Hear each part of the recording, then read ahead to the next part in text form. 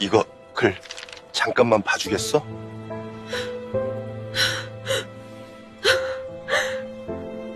이거 잠깐만 봐주겠소? 쓰러진 노인이 떨리는 손으로 내민 낡은 전단지. 그녀는 무심코 받아들었습니다. 그리고 숨이 멎었어요. 거기엔 자신의 어릴 적 사진이 있었거든요. 분유값도 없어 굶어가며 붕어빵 팔던 미혼모. 20년 동안 버려진 줄 알았습니다. 그런데 누군가 찾고 있었어요. 20년 동안 포기하지 않고 허름한 옷의 이 노인은 대체 누구일까요? 그녀는 왜 버려진 걸까요? 아니, 정말 버려진 게 맞을까요? 사연 시작 전 구독과 좋아요를 눌러주시고 어디에서 보고 계신지 댓글로 알려주세요. 그곳에 행운이 가득하기를 바라겠습니다. 서울 한복판 대성그룹 본사 건물 52층 통유리 너머로 겨울 해가 뉘엿뉘엿 지고 있었습니다. 노을빛이 회장실 안을 붉게 물들였어요. 김 회장은 가죽 의자에 깊이 앉아 창밖을 물끄러미 바라보고 있었습니다. 80평생을 살아오며 쌓아 올린 것들이 있었어요. 빌딩도 공장도 땅도 셀 수 없이 많았죠.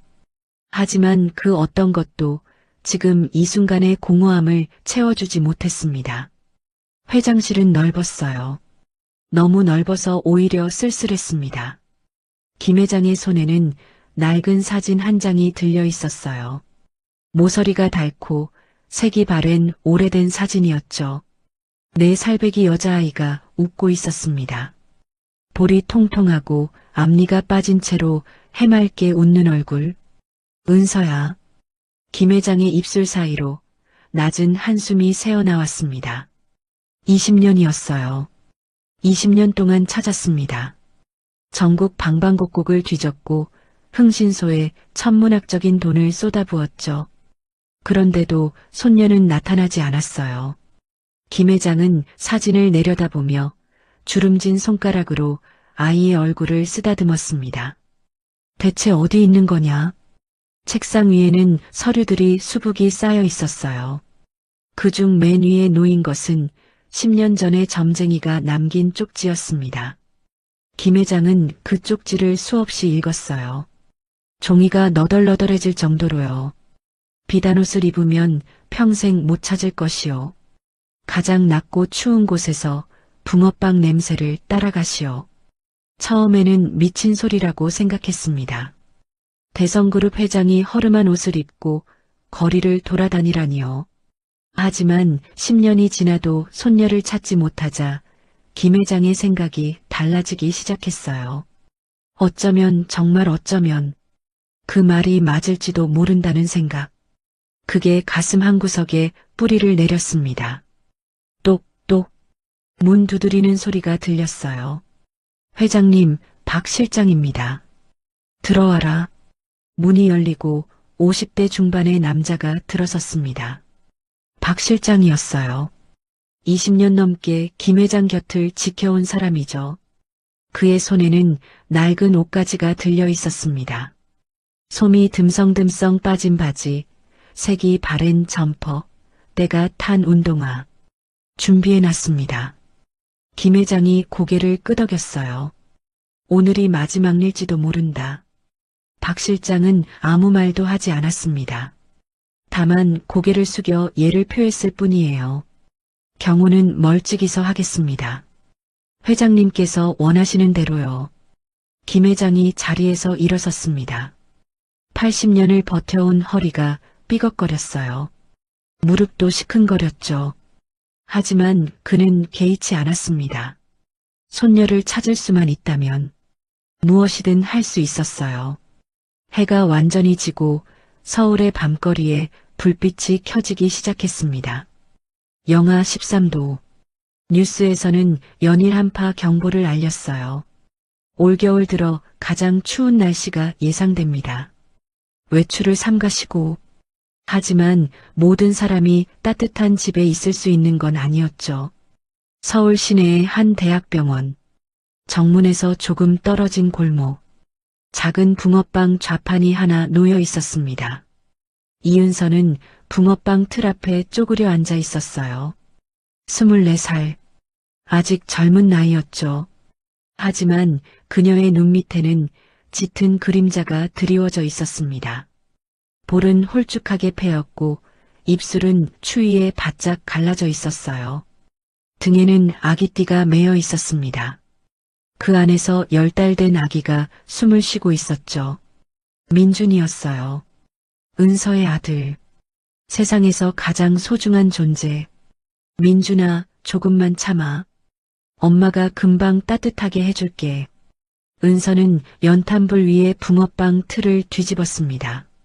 치익하는 소리와 함께 고소한 냄새가 피어올랐어요. 붕어빵은 은서의 유일한 생계 수단이었습니다. 보육원에서 자란 그녀에게 딱히 할 줄 아는 게 없었어요. 학력도 기술도 배경도 그나마 할 수 있는 건 붕어빵을 굽는 것뿐이었죠. 3개에 1,000원이에요. 맛있는 붕어빵 사세요. 은서의 목소리가 골목에 울려 퍼졌습니다. 하지만 지나가는 사람들은 고개를 돌렸어요. 추위에 모두들 발걸음을 서두르고 있었거든요.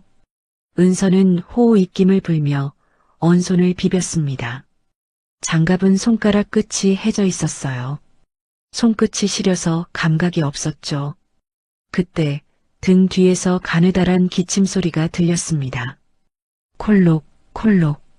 은서의 얼굴이 굳어졌어요. 민준아? 재빨리 아기띠를 풀어 민준을 품 안으로 안았습니다. 아기의 얼굴이 붉게 달아올라 있었어요.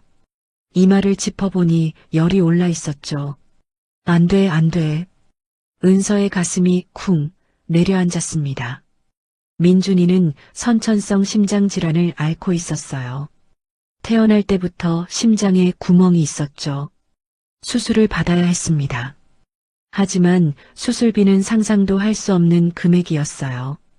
보증금만 2천만 원. 은서가 평생을 일해도 모으기 힘든 돈이었습니다. 바로 그때 은서의 낡은 휴대전화가 울렸어요. 띠링. 문자 알림이었습니다. 은서는 떨리는 손으로 화면을 확인했어요. 대학병원 알림 수술 보증금 미납 시 예정된 수술 일정이 보류됩니다. 납부 기한 3일 이내. 은서의 눈앞이 깜깜해졌습니다. 3일 안에 2천만 원을. 어떻게? 은서는 휴대전화를 움켜쥔 채 하늘을 올려다봤습니다. 까만 밤하늘에 별 하나 보이지 않았어요. 구름이 잔뜩 끼어 있었죠. 눈이 올 것 같았습니다. 은서는 아이를 꼭 안은 채 다시 붕어빵 틀 앞에 섰어요. 맛있는 붕어빵 사세요. 3개에 1,000원이에요. 목소리가 갈라졌습니다. 울음이 터질 것 같았지만 이를 악물고 참았어요. 울면 안 됐습니다. 울어봤자 달라지는 건 없었으니까요. 밤이 깊어갈수록 추위는 더 매서워졌습니다.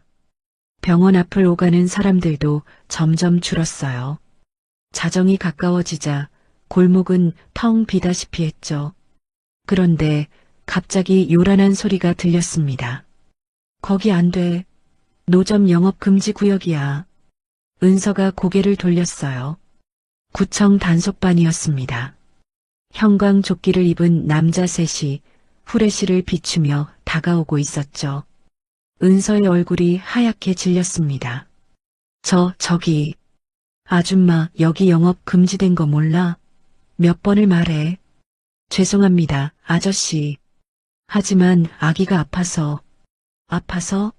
아프면 집에 있어야지. 왜 나와서 장사를 해? 단속반 남자가 호통을 쳤어요. 그의 손이 붕어빵 틀을 향해 뻗었습니다. 압수야, 압수. 안 돼요. 은서가 달려들었습니다. 붕어빵 틀은 중고로 30만 원 주고 산 거였어요. 그녀가 가진 전 재산이나 마찬가지였죠. 제발 이것만은. 비켜, 이 아줌마가. 실랑이가 벌어졌습니다. 그 순간 은서의 발이 빙판에 미끄러졌어요. 퍽! 은서가 넘어졌습니다. 등에 업고 있던 민준이 울음을 터뜨렸어요. 으앙, 으앙. 붕어빵 틀이 기울어졌습니다. 안에 있던 반죽이 바닥에 쏟아졌어요. 노릇하게 구워지던 붕어빵들이 차가운 바닥에 나뒹굴었죠. 단속반 남자들은 물러섰습니다. 아기 울음소리에 당황한 표정이었어요. 아, 씨 오늘은 그냥 가지만 다음에 또 걸리면 진짜 압수야. 남자들이 사라지고 골목에는 다시 정적이 흘렀습니다. 은서는 빙판 위에 주저앉은 채 움직이지 못했어요. 바닥에는 붕어빵이 흩어져 있었습니다.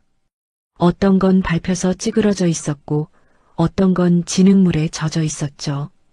은서는 떨리는 손으로 붕어빵을 하나씩 주워 담기 시작했습니다. 괜찮아, 괜찮아, 이거 닦으면 팔 수 있어. 손이 떨렸어요. 눈물이 뚝뚝 떨어졌습니다. 붕어빵 위로 은서의 눈물이 떨어졌어요. 흑.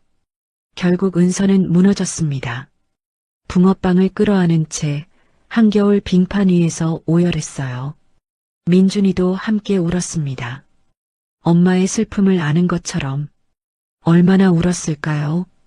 은서가 고개를 들었을 때 누군가가 앞에 서 있었습니다. 허름한 점퍼를 입은 노인이었어요. 솜이 빠진 낡은 바지를 입고 더러운 운동화를 신고 있었죠. 얼굴에는 주름이 깊게 패여 있었습니다. 하지만 눈빛만은 또렷했어요. 마치 무언가를 찾고 있는 사람 같았습니다.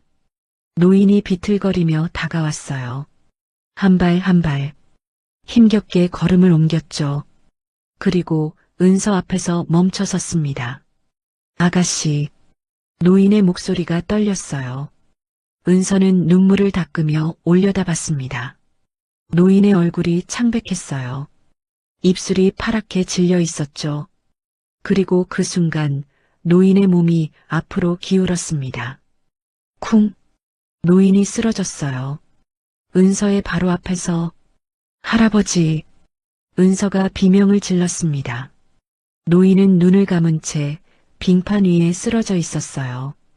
그의 손에는 구겨진 종이 한 장이 쥐어져 있었습니다. 전단지였어요. 은서는 노인의 손에서 전단지가 살짝 빠져나온 것을 봤습니다. 전단지 한쪽에 어린아이의 사진이 인쇄되어 있었어요. 차가운 바람이 불어왔습니다. 전단지가 바람에 펄럭였어요. 아이의 얼굴이 은서의 눈에 들어왔죠. 순간 은서의 심장이 멎는 것 같았습니다. 그 얼굴, 어디서 본 얼굴이었어요. 아주 오래전, 거울 속에서 본 얼굴.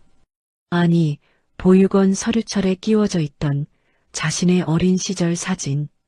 그 사진 속 아이와 전단지 속 아이가 똑같았습니다. 은서의 입술이 떨렸어요. 이게 뭐지? 바람이 더 세차게 불었습니다. 눈발이 날리기 시작했어요. 은서는 쓰러진 노인과 바람에 날리는 전단지 사이에서 꼼짝도 하지 못했습니다. 이 우연이 그녀의 인생을 완전히 바꿔놓을 거라는 걸 은서는 아직 알지 못했어요. 눈발이 점점 거세지고 있었습니다. 하얀 눈송이들이 빙판 위에 쌓이기 시작했어요. 쓰러진 노인의 낡은 점퍼 위로도 눈이 소복이 내려앉았죠. 은서는 멍하니 서 있었습니다. 전단지 속 아이의 얼굴이 머릿속에서 떠나지 않았어요.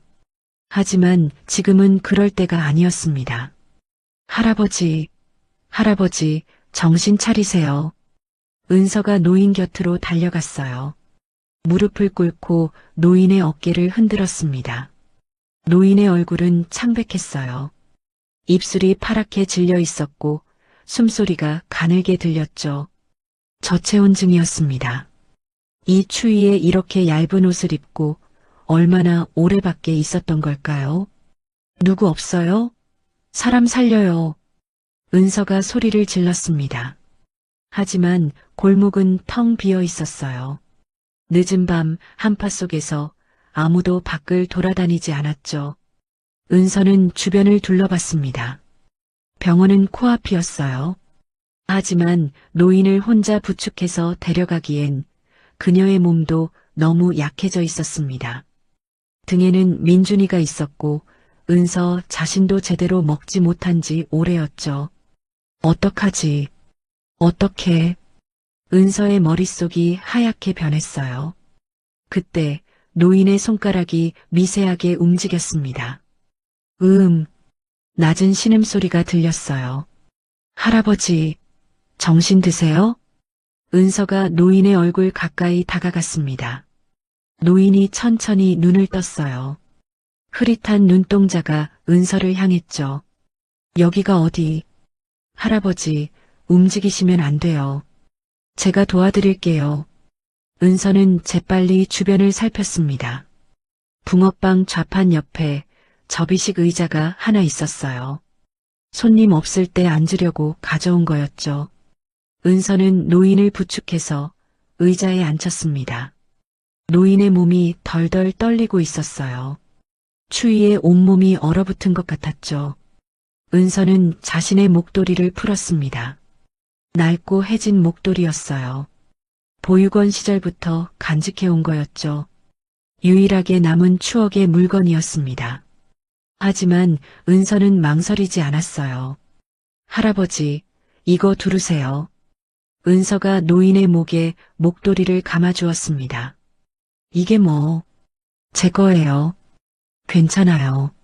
노인이 고개를 저었어요. 거절하려는 것 같았죠. 하지만 은서는 더 단단히 목도리를 여며주었습니다. 할아버지가 더 추워 보여요. 저는 움직이니까 괜찮아요. 그리고 은서는 품 안을 더듬었습니다. 오늘 구운 붕어빵 중에서 가장 잘된 것 3개를 따로 넣어뒀었어요.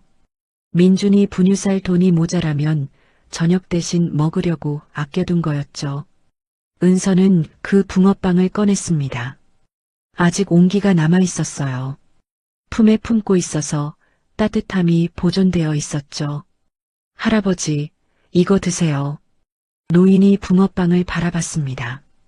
눈빛이 흔들렸어요. 이건 아가씨 거 아닌가. 괜찮아요. 드세요. 따뜻한 거 드셔야 정신이 돌아와요. 은서의 목소리는 담담했습니다. 하지만 그 안에는 진심이 담겨 있었어요. 노인은 떨리는 손으로 붕어빵을 받아들었습니다. 한 입 베어 물었어요. 고소한 팥 냄새가 퍼졌습니다. 달콤한 맛이 입안에 감돌았죠. 노인의 눈에 물기가 어렸어요. 80년을 살았습니다. 온갖 산의 진미를 다 먹어봤죠. 세상에서 가장 비싼 음식들도 맛봤어요. 하지만 이 순간 이 허름한 붕어빵이 가장 따뜻하게 느껴졌습니다. 고맙소. 노인의 목소리가 갈라졌어요. 은서는 고개를 저었습니다. 우리 아기 생각나서 그래요. 우리 민준이도 이렇게 추우면 안 되거든요. 할아버지도 누군가의 할아버지잖아요. 민준. 그 말에 노인이 고개를 돌렸습니다. 은서의 등에 엎인 아기가 보였어요. 작은 얼굴이 빨갛게 상기되어 있었죠. 아기가 아픈 건가? 네, 조금요. 근데 괜찮을 거예요. 은서가 억지로 웃어 보였습니다. 노인은 붕어빵을 먹으며 은서의 얼굴을 자세히 들여다봤습니다. 이상했어요. 이 아가씨의 얼굴이 어딘가 익숙했습니다. 눈매, 코, 입술 모양, 특히 웃을 때 살짝 올라가는 입꼬리. 어디서 봤을까? 어디서 봤더라. 노인의 심장이 쿵쿵 뛰기 시작했어요. 설마. 아니야. 그럴 리가 없어. 노인은 고개를 저었습니다. 20년 동안 너무 많은 사람을 봐왔거든요. 손녀와 닮은 사람을 볼 때마다 희망을 품었다가 실망했습니다. 이번에도 그럴 거야. 분명히 그럴 거야. 하지만 노인의 손이 저도 모르게 주머니 안을 더듬었습니다. 아가씨. 노인이 입을 열었어요. 네. 부탁 하나만 들어주겠소? 은서가 고개를 갸웃거렸습니다. 노인이 주머니에서 종이 한 장을 꺼냈어요. 아까 쓰러지면서 떨어뜨렸던 그 전단지였습니다. 이거 잠깐만 봐주겠소? 노인의 손이 떨리고 있었어요. 추위 때문인지 아니면 다른 이유 때문인지 은서는 전단지를 받아들었습니다. 전단지는 낡았어요. 접힌 자국이 수없이 많았고 모서리는 닳아서 너덜너덜했죠. 분명 오랫동안 갖고 다닌 것 같았습니다. 은서는 전단지를 펼쳤어요. 찾습니다. 큰 글씨가 맨 위에 적혀 있었습니다. 그 아래에는 사진이 있었어요. 4살 정도로 보이는 여자아이. 통통한 볼, 빠진 앞니, 해맑게 웃는 얼굴. 은서의 손이 굳었습니다. 이 얼굴, 분명히 어디서 봤어요. 아주 오래전, 보육원 원장님이 보여줬던 서류, 그 서류에 끼워져 있던 사진. 내가 처음 왔을 때 들고 있던 거란다. 원장님의 목소리가 귓가에 맴돌았습니다. 은서는 전단지를 더 자세히 읽었어요. 이름 김은서, 실종 당시 나이 4살 특징 목 뒤에 작은 붉은 점. 목 뒤, 붉은 점. 은서의 심장이 멎는 것 같았습니다. 자신의 손이 저도 모르게 목 뒤를 만졌어요. 그곳에는 작은 점이 있었습니다. 태어날 때부터 있었던 붉은 점. 평생 신경 쓰지 않았던 그냥 점이라고만 생각했던. 그런데 이 전단지에도 똑같이 적혀 있었어요. 이게 뭐예요? 은서의 목소리가 떨렸습니다. 노인이 은서의 얼굴을 빤히 바라봤어요. 아가씨. 네. 목 뒤 좀 보여줄 수 있겠소? 은서의 얼굴이 하얗게 질렸습니다. 뭔가 이상했어요. 이 상황 전체가 이상했습니다. 처음 보는 노인이 자신의 어린 시절 사진을 갖고 있고 목 뒤의 점까지 알고 있다니. 할아버지, 이거 어디서 나온 거예요? 은서의 목소리가 가늘게 떨렸어요. 노인은 대답하지 않았습니다. 다만 간절한 눈빛으로 은서를 바라볼 뿐이었죠. 제발 한 번만. 그 눈빛에 담긴 절박함. 은서는 거절할 수가 없었습니다. 은서는 천천히 고개를 돌렸어요. 목도리가 없어서 목덜미가 드러나 있었습니다. 노인이 몸을 앞으로 기울였어요. 떨리는 손으로 후레쉬를 켰습니다. 핸드폰 불빛이 은서의 목 뒤를 비췄죠. 그리고 노인의 눈이 커졌습니다. 거기 있었어요. 작은 붉은 점. 딸기 모양을 닮은 선명한 붉은 점. 20년 전 그날 노인이 마지막으로 봤던 손녀의 목 뒤에 있던 것과 똑같은 점. 아, 노인의 입에서 탄식이 흘러나왔습니다. 눈물이 주르륵 흘렀어요. 80년 인생에서 이렇게 울어본 적이 없었습니다. 은서야. 노인의 입술이 떨렸어요. 우리 은서. 은서가 화들짝 놀라 돌아봤습니다. 뭐라고요? 은서야 할아버지야. 노인이 은서의 손을 덥석 잡았어요. 차갑고 거친 손이었지만 그 안에는 절박한 온기가 담겨 있었습니다. 20년을 찾았다, 20년을. 은서는 얼어붙었습니다. 무슨 말인지 이해할 수가 없었어요. 할아버지라니. 20년을 찾았다니. 할아버지 무슨 말씀이세요? 아가야, 너 기억 안 나니? 유원지 회전목마 솜사탕. 노인의 목소리가 갈라졌어요. 그날 내가 사라졌어. 할아버지가 20년 동안 찾았단다. 은서의 머릿속이 하얗게 변했습니다. 유원지, 회전목마, 솜사탕. 그 단어들이 머릿속에서 맴돌았어요.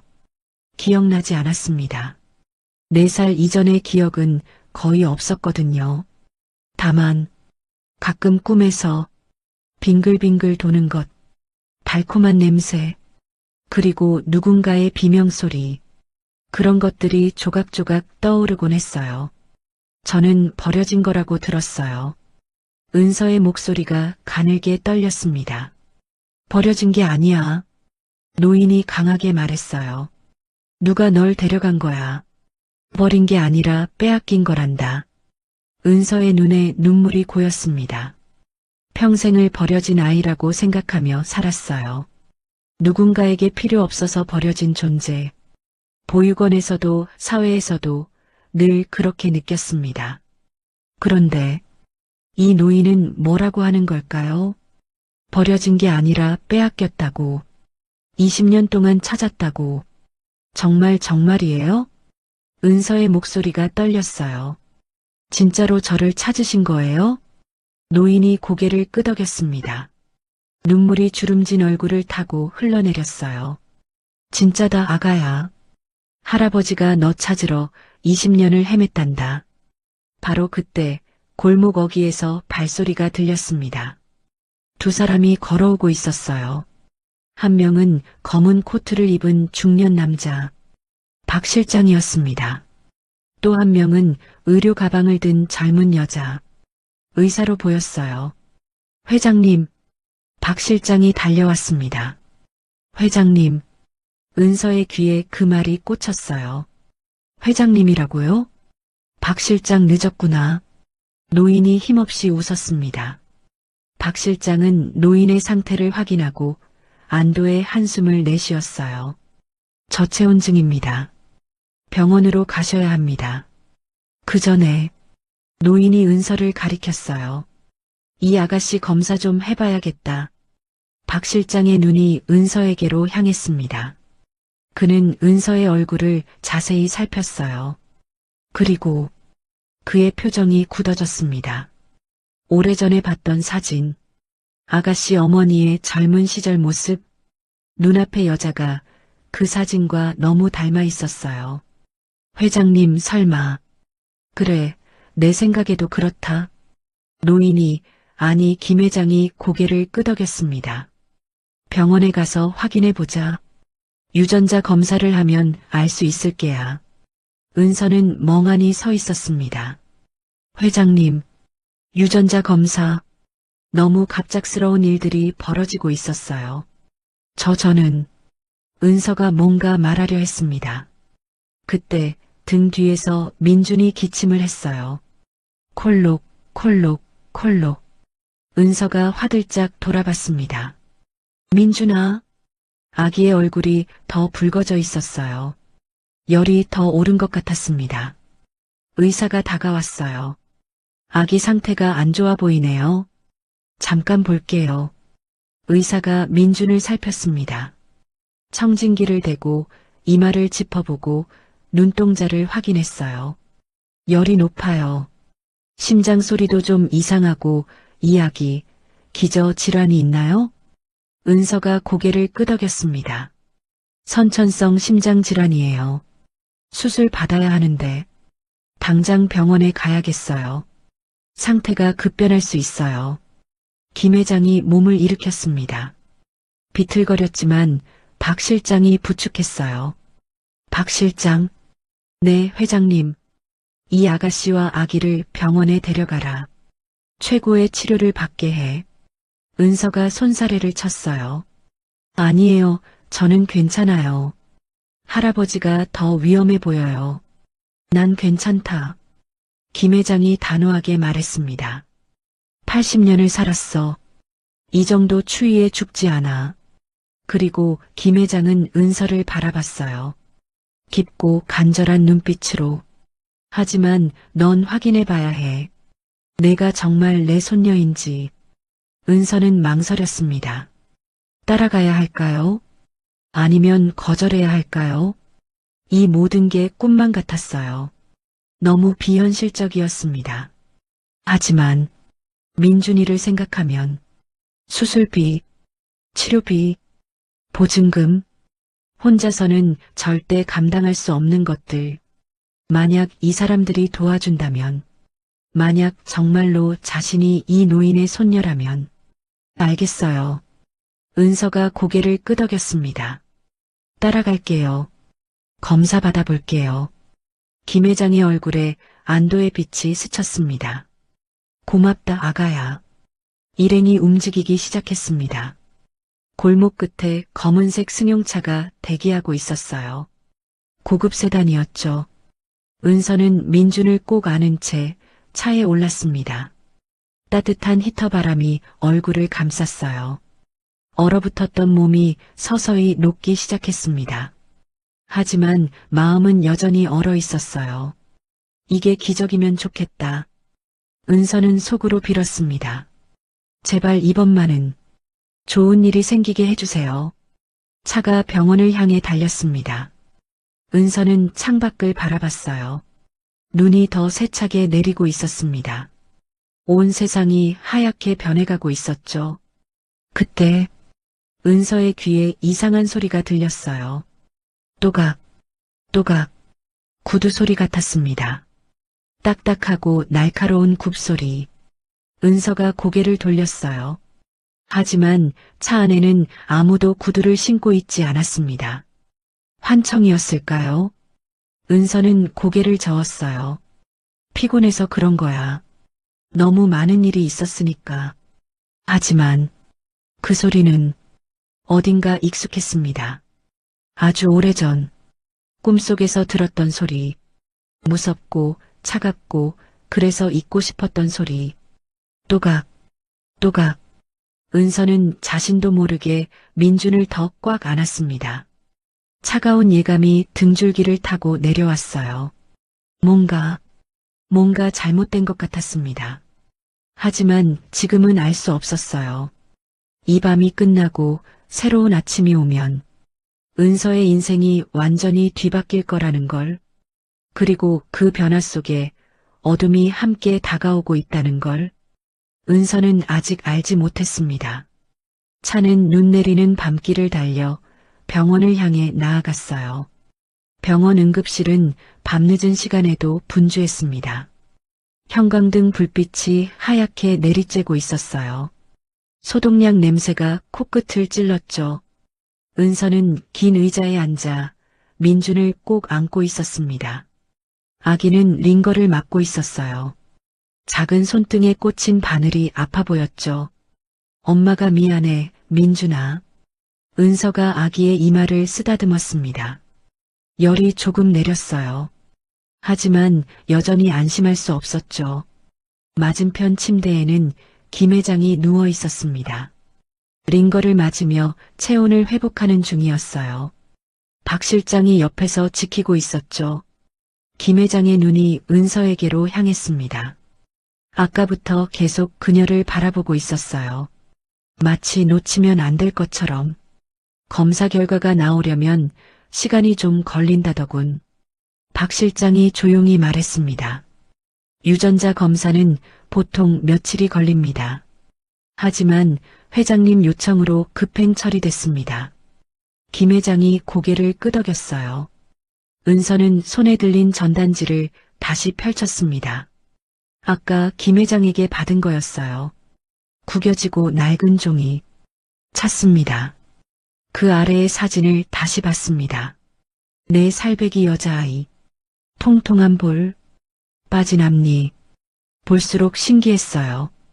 거울 속 어린 시절의 자신과 똑같았거든요. 정말 이게 저예요? 은서의 목소리가 떨렸습니다. 김 회장이 몸을 일으켜 앉았어요. 박 실장이 부축하려 했지만 손을 저었죠. 은서야. 김 회장이 불렀습니다.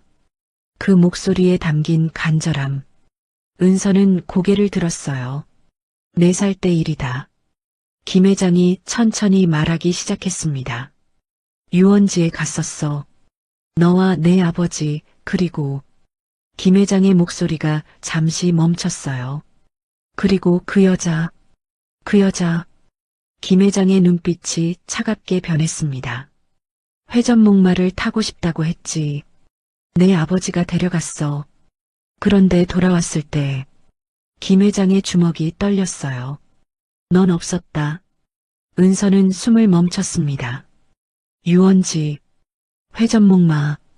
그 단어들이 머릿속에서 맴돌았어요. 기억이 나지 않았습니다. 4살 이전의 일은 거의 없었거든요.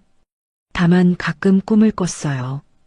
빙글빙글 도는 것, 달콤한 솜사탕 냄새, 그리고 누군가의 손, 차갑고 날카로운 손, 그 손이 자신을 끌어당기는 느낌. 저는 버려진 줄 알았어요. 은서의 목소리가 갈라졌습니다. 보육원 원장님이 그랬거든요. 부모님이 형편이 어려워서 맡겼다고. 언젠가 데리러 올 거라고. 은서의 눈에 눈물이 고였어요. 근데 아무도 안 왔어요. 20년 동안 아무도요. 김 회장의 눈에서 눈물이 흘렀습니다. 80평생 울어본 적이 거의 없었어요. 재벌 총수라는 자리가 그걸 허락하지 않았죠. 하지만 지금은 달랐습니다. 미안하다. 김 회장의 목소리가 떨렸어요. 할아버지가 미안하다. 더 빨리 찾았어야 했는데. 은서는 고개를 저었습니다. 아직 확실한 건 아니잖아요.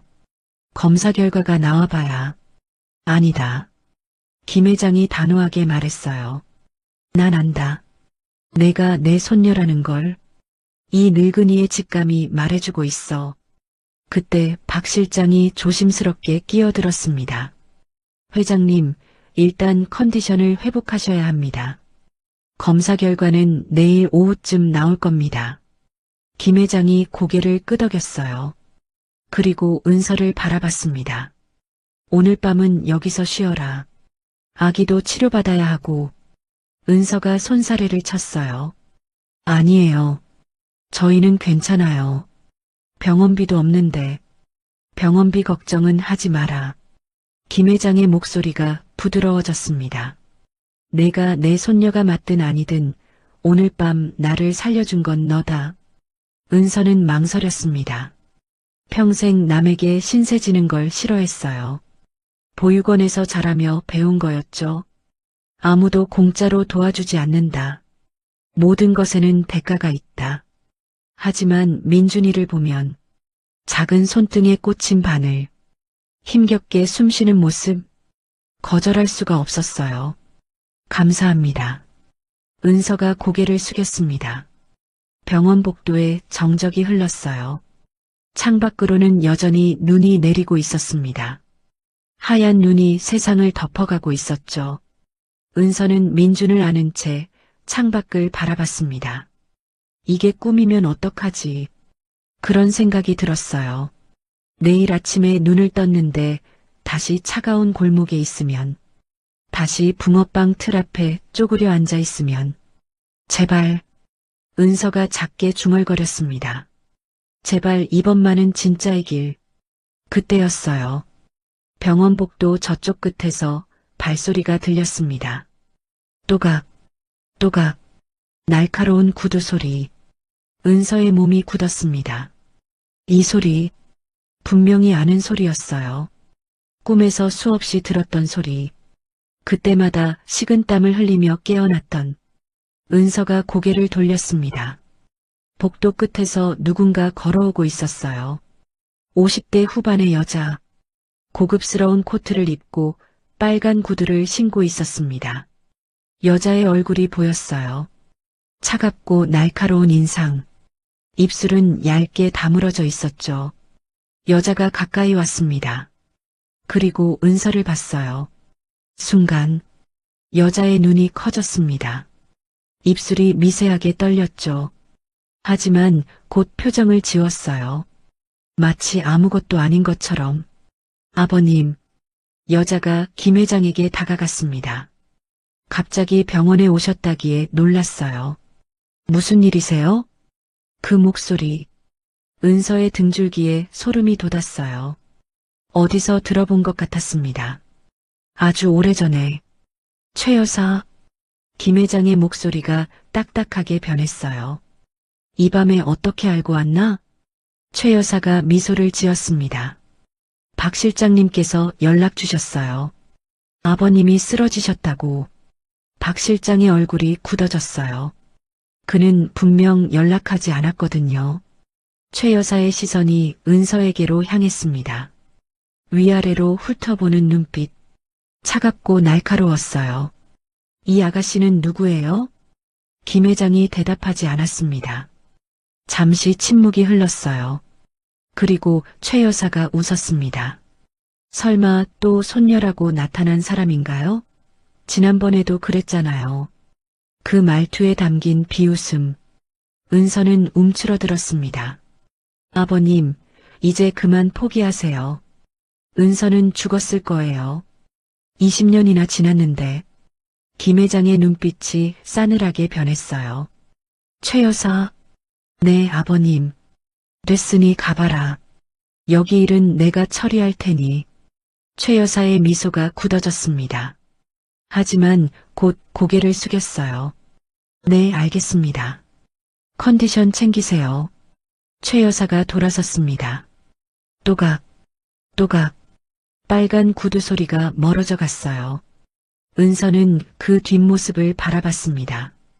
심장이 미친 듯이 뛰고 있었어요. 손바닥에 식은땀이 흥건했죠. 저 여자 분명히 어디서 봤어요. 아주 오래전에. 기억은 나지 않았습니다. 하지만 몸이 기억하고 있었어요. 저 소리, 저 구두 소리. 무섭다.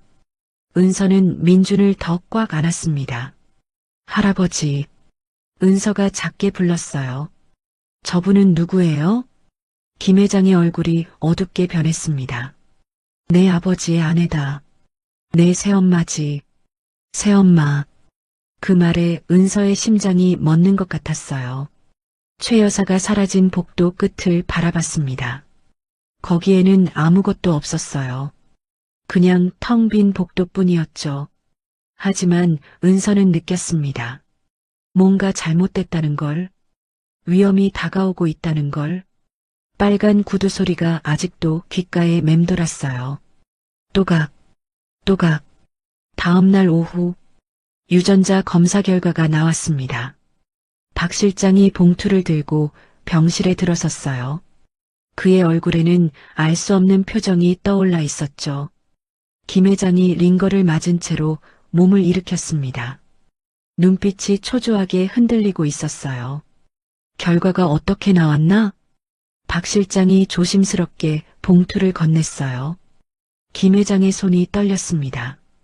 80평생을 살며 수많은 계약서에 사인했지만 이렇게 떨려본 적은 없었어요. 천천히 봉투를 열었습니다. 서류를 꺼내 한 줄 한 줄 읽었어요. 친자 확률 99.99%. 김 회장의 눈에서 눈물이 흘렀습니다. 주름진 얼굴을 타고 눈물이 떨어졌어요. 은서야. 그가 고개를 들어 은서를 바라봤어요. 내가 맞구나. 내 손녀가 맞아. 은서는 멍하니 서류를 바라봤습니다. 글자들이 눈에 들어오지 않았어요. 머릿속이 하얗게 변했죠. 20년 동안 버려진 아이라고 생각했습니다. 아무도 자신을 원하지 않는다고 믿었어요.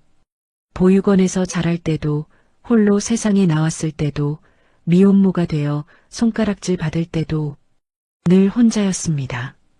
그런데 가족이 있었어요. 자신을 찾던 사람이 있었습니다. 진짜예요? 은서의 목소리가 갈라졌어요. 정말로 제가 할아버지 손녀예요? 김 회장이 고개를 끄덕였습니다. 말없이 두 팔을 벌렸어요. 이리 와라, 은서야. 은서는 움직이지 못했습니다. 발이 땅에 붙은 것 같았어요. 가슴 속에서 뭔가 뜨거운 게 치밀어 올랐죠. 참으려 했지만 눈물이 멈추지 않았습니다. 결국 은서는 천천히 다가갔어요. 할아버지의 품에 안겼습니다. 할아버지, 울어라. 실컷 울어. 김 회장이 손녀의 등을 토닥였습니다. 거칠고 주름진 손이었지만 그 안에는 20년치 그리움이 담겨 있었어요. 이제 다 끝났다. 집에 가자. 그날 저녁, 검은색 승용차가 대저택 앞에 멈췄습니다. 은서는 창밖을 바라봤어요. 입이 떡 벌어졌습니다. 저택이라기보다 궁전 같았어요. 끝이 보이지 않는 넓은 정원. 가운데에는 분수대가 있었고 건물은 하얀 대리석으로 지어져 있었죠. 여기가 집이에요? 박 실장이 고개를 끄덕였습니다. 대성그룹 총수 저택입니다. 이제 아가씨의 집이기도 하죠. 차 문이 열렸어요. 은서는 민준을 안고 조심스럽게 내렸습니다. 차가운 겨울바람이 불었지만 어제보다 덜 시렸어요. 두꺼운 캐시미어 코트를 입고 있었거든요. 병원에서 박 실장이 준비해 준 거였습니다. 저택 현관문이 열렸어요. 안은 더 놀라웠습니다. 높은 천장에 거대한 샹들리에가 매달려 있었어요. 반짝이는 크리스탈이 빛을 뿌리고 있었죠. 대리석 바닥은 거울처럼 반들거렸습니다. 벽에는 액자들이 걸려 있었어요. 은서는 한 발짝도 떼기 어려웠습니다. 발자국이라도 남길까봐 두려웠거든요. 신발 벗어도 되나요? 박 실장이 미소를 지었어요. 편하게 하셔도 됩니다. 여기가 아가씨 집이니까요. 은서가 조심스럽게 신발을 벗었습니다. 맨발이 대리석 바닥에 닿았어요. 따뜻했습니다. 바닥 난방이 되어 있었어요. 평생 이렇게 따뜻한 바닥을 밟아본 적이 없었죠. 따뜻해. 은서가 저도 모르게 중얼거렸습니다. 품 안에 민준이가 칭얼거렸어요. 낯선 환경에 잠이 깬 것 같았죠. 은서가 아기를 달래며 주변을 둘러봤습니다. 2층으로 올라갔어요. 긴 복도 끝에 방이 하나 있었습니다. 하얀 문에 금색 손잡이가 달려 있었죠. 박 실장이 문을 열었어요. 아가씨 방입니다. 옆방은 아기 방으로 준비했고요. 은서가 천천히 안으로 들어섰습니다. 넓은 침대가 먼저 눈에 들어왔어요. 하얀 시트와 푹신한 이불, 창가에는 소파와 작은 테이블이 있었죠. 커튼을 젖히자 정원이 내려다 보였습니다. 눈이 소복이 쌓인 정원이 동화 속 풍경 같았어요. 이게 제 방이에요? 네. 필요한 게 있으면 언제든 말씀하세요. 박 실장이 나가고 은서는 조심스럽게 침대에 앉았습니다. 푹신했어요. 몸이 구름 속으로 빠져드는 것 같았죠. 민준이를 옆에 눕혔어요. 아기가 천장을 바라보며 작은 손을 뻗었습니다. 민준아, 여기 우리 집이래. 은서의 목소리가 떨렸습니다. 엄마도 처음 와보는 집인데. 그날 밤, 은서는 잠을 이루지 못했습니다. 침대가 너무 푹신했어요. 이불이 너무 따뜻했죠. 익숙하지 않았습니다. 평생 딱딱한 바닥에서 잤어요. 보육원에서도 고시원에서도 얇은 이불 한 장으로 겨울을 버텼죠. 그런데 갑자기 이런 곳에 오니 오히려 어색했습니다. 몸은 편한데 마음이 불안했어요. 은서는 한참을 뒤척이다가 겨우 눈을 감았습니다. 꿈을 꿨습니다. 유원지였어요. 회전목마가 빙글빙글 돌고 있었습니다. 알록달록한 말들이 오르락 내리락 했죠. 솜사탕 냄새가 났어요. 달콤하고 포근한 냄새. 어린 은서가 웃고 있었습니다. 손에는 솜사탕이 들려 있었죠. 그때 누군가 손을 잡았습니다. 차가운 손, 날카로운 손톱. 조용히 해. 낮고 싸늘한 목소리가 들렸어요. 은서는 고개를 들었습니다. 빨간 구두가 보였어요. 반짝이는 빨간 구두. 또각, 또각. 구두 소리가 점점 커졌습니다. 은서는 비명을 지르려 했어요. 하지만 소리가 나오지 않았죠. 목이 막힌 것처럼 숨이 안 쉬어졌습니다. 넌 없어져야 해. 그 목소리가 귓가에 맴돌았습니다. 은서가 눈을 떴어요. 온몸이 식은땀에 젖어 있었습니다. 심장이 미친 듯이 뛰고 있었죠. 꿈이야 꿈이었어. 은서가 가슴을 쓸어내렸습니다. 창밖은 아직 어두웠어요. 새벽 3시쯤 되어 보였습니다. 그때 복도에서 발소리가 들렸습니다. 또각, 또각. 은서의 얼굴이 하얗게 질렸어요. 꿈이 아니었습니다. 현실에서도 그 소리가 들리고 있었어요. 발소리가 점점 가까워졌습니다. 천천히, 한 발, 한 발. 그리고 은서의 방 앞에서 멈췄어요. 똑똑. 노크 소리가 들렸습니다. 은서는 숨을 죽였어요. 이불을 꽉 움켜쥐었습니다. 대답하지 않았어요. 잠시 정적이 흘렀습니다. 1초가 1분처럼 느껴졌죠. 그리고 발소리가 다시 멀어졌습니다. 또각, 또각. 은서는 한참을 움직이지 못했어요. 심장이 터질 것 같았습니다. 옆에서 민준이가 칭얼거렸어요. 엄마의 불안을 느낀 것 같았죠. 은서가 아기를 안아 올렸습니다. 괜찮아, 엄마가 있어. 은서는 아기를 꼭 안은 채 창밖을 바라봤습니다. 동이 트고 있었어요. 어둠이 서서히 걷히고 있었죠. 하지만 은서의 마음속에는 여전히 짙은 어둠이 드리워져 있었습니다. 아침이 되었어요. 은서는 민준을 안고 조심스럽게 아래층으로 내려갔습니다. 식당에는 이미 사람들이 있었어요. 김 회장이 상석에 앉아 있었고 박 실장이 옆에 서 있었습니다. 그리고 최 여사, 그녀가 은서를 봤습니다. 미소를 지었어요. 입술은 웃고 있었지만 눈은 차가웠습니다. 어머, 일어났네. 최 여사가 의자에서 일어났어요. 잘 잤어요? 그 목소리. 은서의 등줄기에 소름이 돋았습니다. 분명히 어젯밤에 들은 발소리.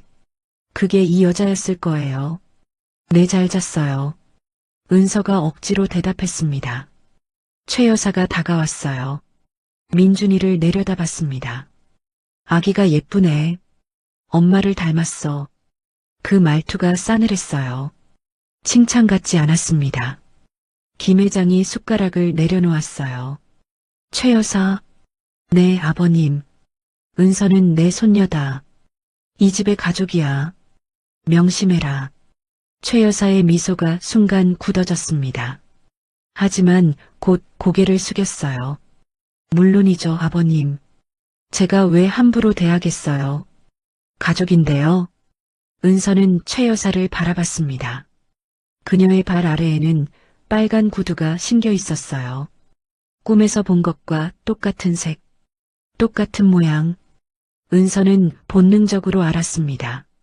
이 여자가 위험하다는 걸, 뭔가를 숨기고 있다는 걸. 하지만 증거가 없었어요. 그냥 느낌일 뿐이었죠. 은서는 민준을 더 꽉 안았습니다. 따뜻한 저택, 푹신한 침대, 맛있는 음식, 모든 게 꿈만 같았어요. 하지만 그 꿈속에 악몽이 숨어 있다는 걸 은서는 느끼고 있었습니다. 빨간 구두 소리가 아직도 귓가에 맴돌았어요. 며칠이 지났습니다. 은서는 저택 생활에 조금씩 적응해 가고 있었어요. 아침마다 따뜻한 밥이 차려졌습니다. 흰 쌀밥에 갓 끓인 된장찌개, 반찬도 가짓수가 많았어요. 민준이는 전담 간호사의 돌봄을 받았죠. 병원 진료도 최고급 시설에서 이뤄졌어요. 수술 일정도 새로 잡혔습니다. 태어나서 처음 느껴보는 풍요로움이었습니다. 하지만 은서는 편하지 않았어요. 최 여사의 시선이 늘 느껴졌거든요. 식사할 때도, 복도를 지날 때도 그녀의 차가운 눈빛이 등 뒤를 쫓아왔습니다. 밤마다 같은 악몽을 꿨어요. 빨간 구두 소리가 쫓아오는 꿈. 깨어나면 온몸이 식은땀에 젖어 있었죠. 그날 오후 김 회장이 외출을 했어요. 병원 정기 검진이 있다고 했습니다. 박 실장도 함께 나갔죠. 회장님 곁을 비울 수 없다면서요. 저택에는 은서와 민준, 그리고 최 여사만 남았습니다. 가사 도우미들이 있었지만 그들은 거실과 주방에서만 일했어요. 2층은 조용했습니다. 너무 조용해서 오히려 불안했죠. 은서는 민준을 재우고 방에서 조용히 책을 읽고 있었어요. 창밖으로는 겨울 햇살이 비치고 있었습니다. 평화로운 오후였죠. 그때였어요. 똑똑 노크 소리가 들렸습니다. 은서의 심장이 쿵 내려앉았어요. 누구세요? 나야, 은서 씨. 최 여사의 목소리였습니다. 은서는 잠시 망설였어요. 문을 열지 말까 생각했죠. 하지만 피할 수는 없었습니다. 같은 집에 사는 사람이었으니까요. 안 열면 오히려 의심받을 거예요. 은서가 심호흡을 하고 천천히 문을 열었습니다. 최 여사가 서 있었습니다. 오늘도 빨간 구두를 신고 있었어요. 입술에는 붉은 립스틱이 발려 있었죠. 검은색 원피스가 몸에 딱 맞았습니다. 미소를 짓고 있었지만 그 미소가 무서웠습니다. 눈은 전혀 웃지 않았거든요. 잠깐 얘기 좀 할까? 최 여사가 말했어요. 대답을 기다리지도 않고 그녀는 방 안으로 들어왔습니다. 은서가 막을 틈도 없었어요. 최 여사는 천천히 방을 둘러봤어요. 창가에 소파, 침대, 아기용품들, 그리고 민준이 옆에 놓인 곰인형을 봤습니다. 갈색 털에 까만 눈, 낡고 해진 곰인형이었어요. 귀여운 인형이네. 최 여사가 곰인형을 집어들었어요. 은서의 얼굴이 굳어졌습니다. 그 곰인형은 특별한 거였어요. 보육원 시절부터 간직해온 유일한 물건. 안에 작은 녹음기가 달려 있었죠. 민준이 울 때 자장가를 녹음해서 틀어주곤 했습니다. 아기가 엄마 목소리를 들으면 울음을 멈추거든요. 예쁘죠? 민준이가 좋아해요. 은서가 조심스럽게 말했어요. 최 여사가 곰인형을 만지작거렸습니다. 배 부분을 한번 누르더니 다시 내려놓았어요. 그리고 은서를 똑바로 바라봤습니다. 단도직입적으로 말할게. 최 여사의 목소리가 달라졌습니다. 부드러움이 사라지고 차가움만 남았어요. 마치 다른 사람 같았습니다. 넌 여기서 나가야 해. 은서의 심장이 멎는 것 같았습니다. 무슨 말씀이세요? 못 알아들었어? 최 여사가 한 발 다가왔어요. 구두 굽이 바닥을 찍었습니다. 딱! 은서는 저도 모르게 뒷걸음질 쳤습니다. 유전자 검사 결과가 어떻게 나왔든 넌 이 집에 있으면 안 돼. 왜요? 저는 할아버지 손녀예요. 검사로 증명됐잖아요. 은서의 목소리가 떨렸어요. 하지만 물러서지 않으려 애썼습니다. 최 여사가 비웃듯 웃었어요. 콧방귀를 뀌는 것 같았죠. 손녀, 20년 동안 어디 있다가 이제 와서 갑자기 나타나서 손녀 행세? 저도 몰랐어요. 버려진 줄 알았다고요. 보육원에서 자랐어요. 버려진 게 맞아. 최 여사의 눈빛이 싸늘하게 변했습니다. 입꼬리가 비틀어졌어요. 정확히는 내가 버렸지. 은서의 머릿속이 하얗게 변했습니다. 심장이 멈춘 것 같았어요. 숨을 쉴 수가 없었습니다. 뭐라고요? 20년 전 유원지.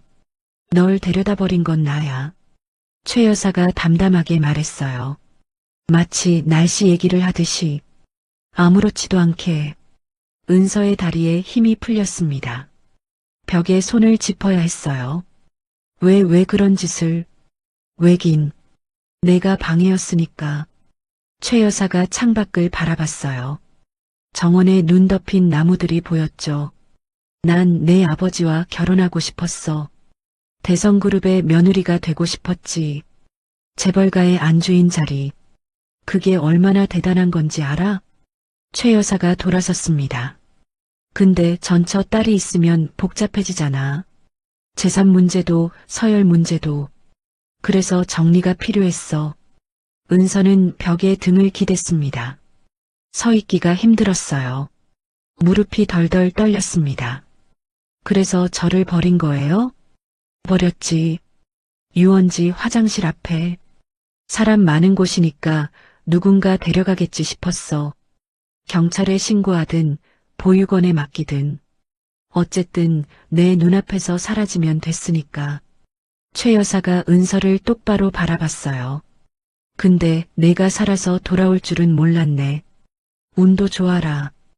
은서의 눈에서 눈물이 흘렀습니다.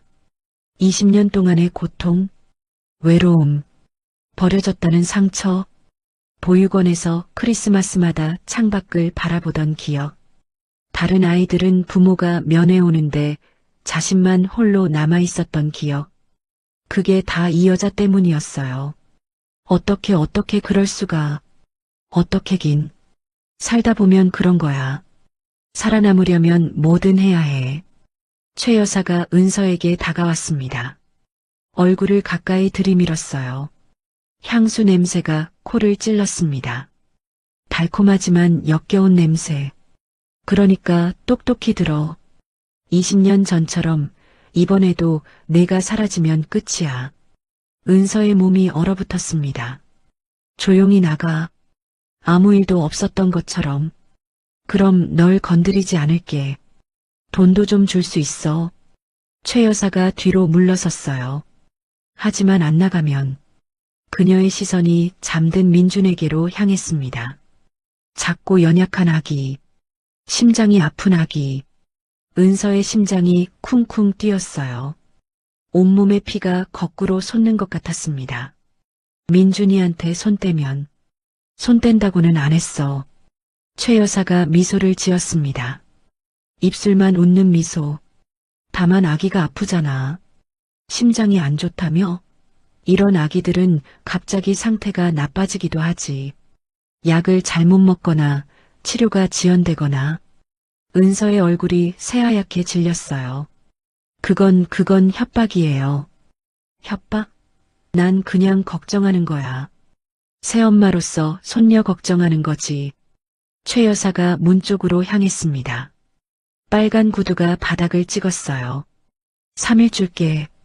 3일 안에 결정해. 조용히 나가든지 아니면. 그녀가 민준을 힐끗 봤어요. 아기부터 없어지든지. 문이 닫혔습니다. 발소리가 복도를 따라 멀어져 갔어요. 은서는 그 자리에 주저앉았습니다. 다리에 힘이 하나도 없었어요. 온몸이 떨리고 있었습니다. 안 돼. 민준이가 눈을 떴어요. 엄마의 울음소리에 깬 것 같았죠. 응. 작은 손이 허공을 휘저었습니다. 은서가 아기를 안아 올렸어요. 떨리는 팔로 꼭 안았습니다. 괜찮아, 민준아. 엄마가 지켜줄게. 무슨 일이 있어도 절대 널 놓지 않을 거야.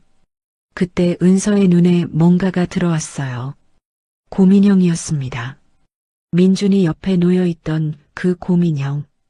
그런데 인형배 부분에서 작은 빨간 불빛이 깜빡이고 있었어요. 녹음 버튼이었습니다. 은서의 눈이 커졌어요. 아까 최 여사가 곰인형을 만졌을 때 배 부분을 눌렀었죠. 그때 버튼이 눌린 거였습니다. 설마. 은서가 조심스럽게 곰인형을 집어들었어요. 재생 버튼을 눌렀습니다. 치직.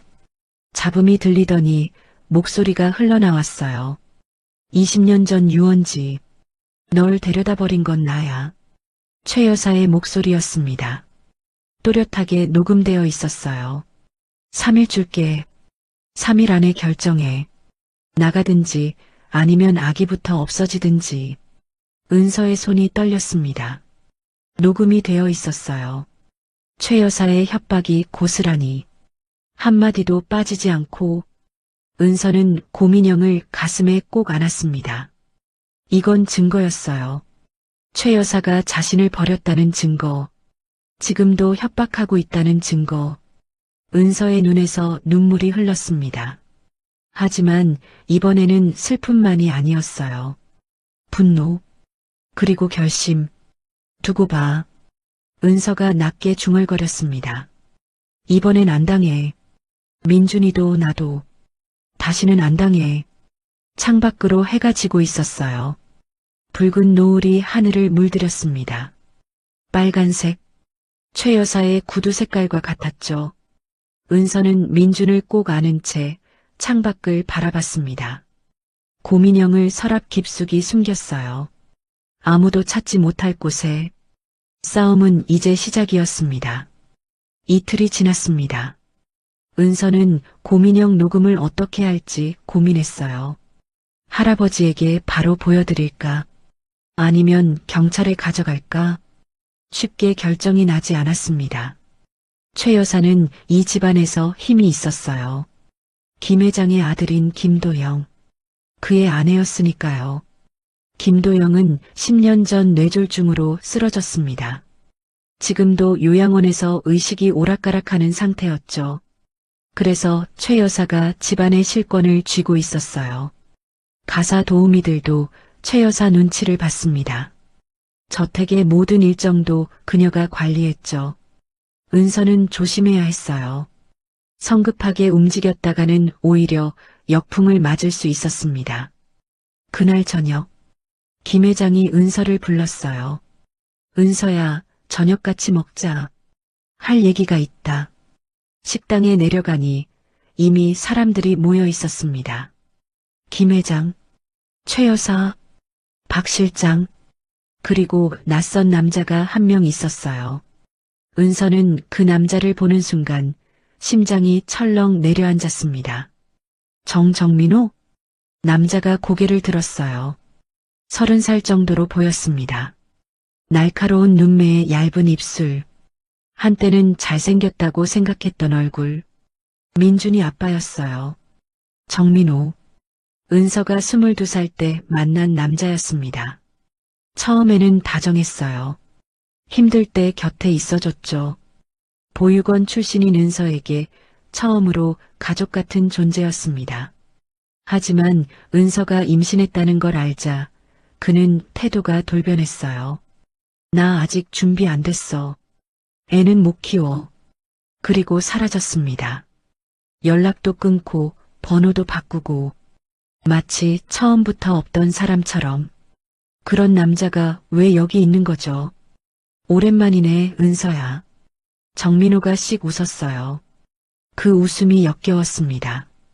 앉아라, 은서야. 김 회장이 말했어요. 표정이 어두웠습니다. 은서가 조심스럽게 자리에 앉았어요. 민준이를 꼭 안은 채로 최 여사가 입을 열었습니다. 아버님, 오늘 이 자리를 마련한 건 중요한 얘기가 있어서예요. 중요한 얘기? 네.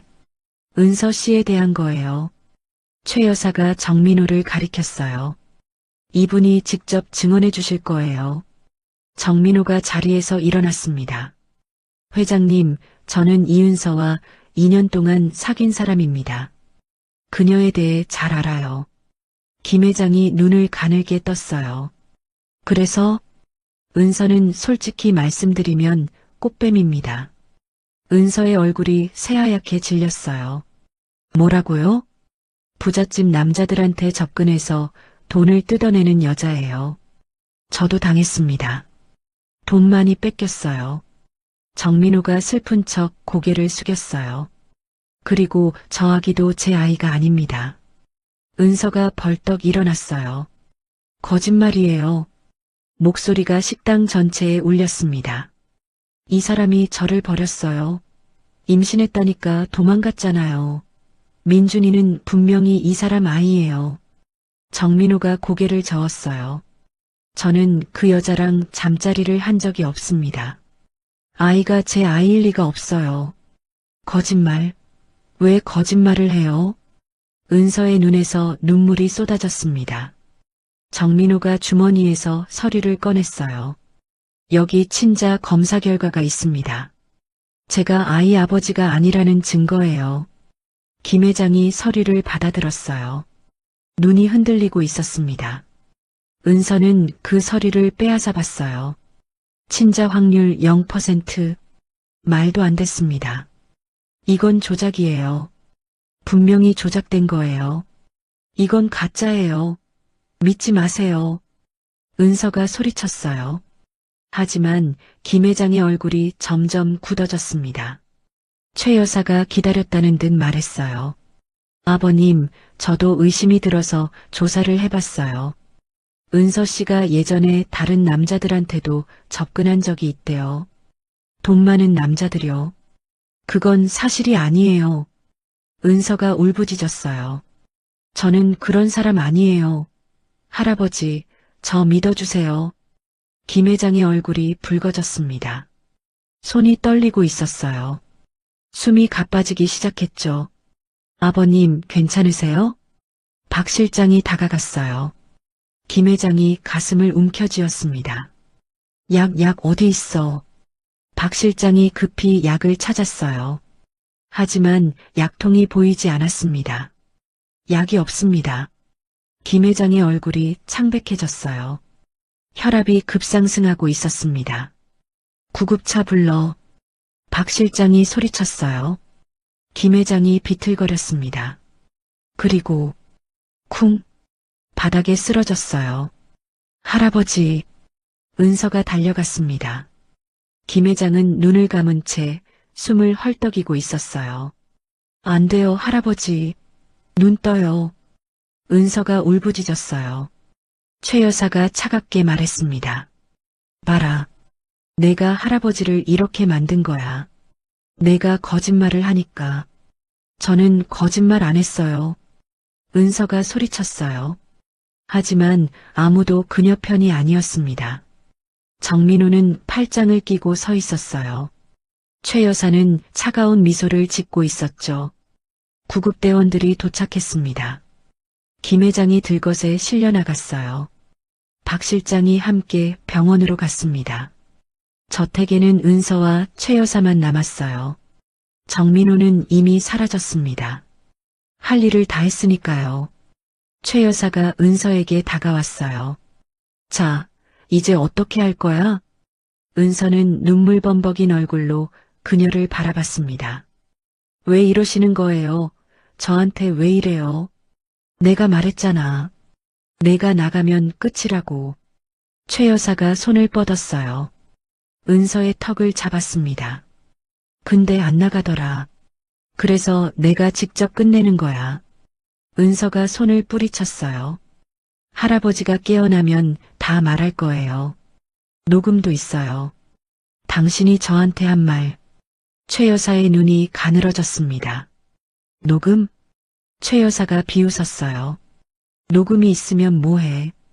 회장님이 깨어나실 것 같아? 80 노인이 쓰러졌는데. 은서의 심장이 얼어붙었습니다. 설마 약을 일부러. 뭘 상상하든 내 자유야. 최 여사가 현관문을 열었어요. 자, 나가. 뭐요? 오늘부로 넌 이 집에서 쫓겨나는 거야. 회장님 지시야. 쓰러지기 전에 그렇게 말씀하셨어. 거짓말이에요. 은서가 소리쳤어요. 하지만 최 여사 뒤에 경비원 2명이 서 있었습니다.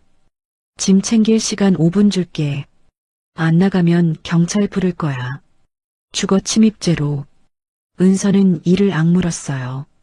지금 여기서 버텨봤자 소용없었습니다.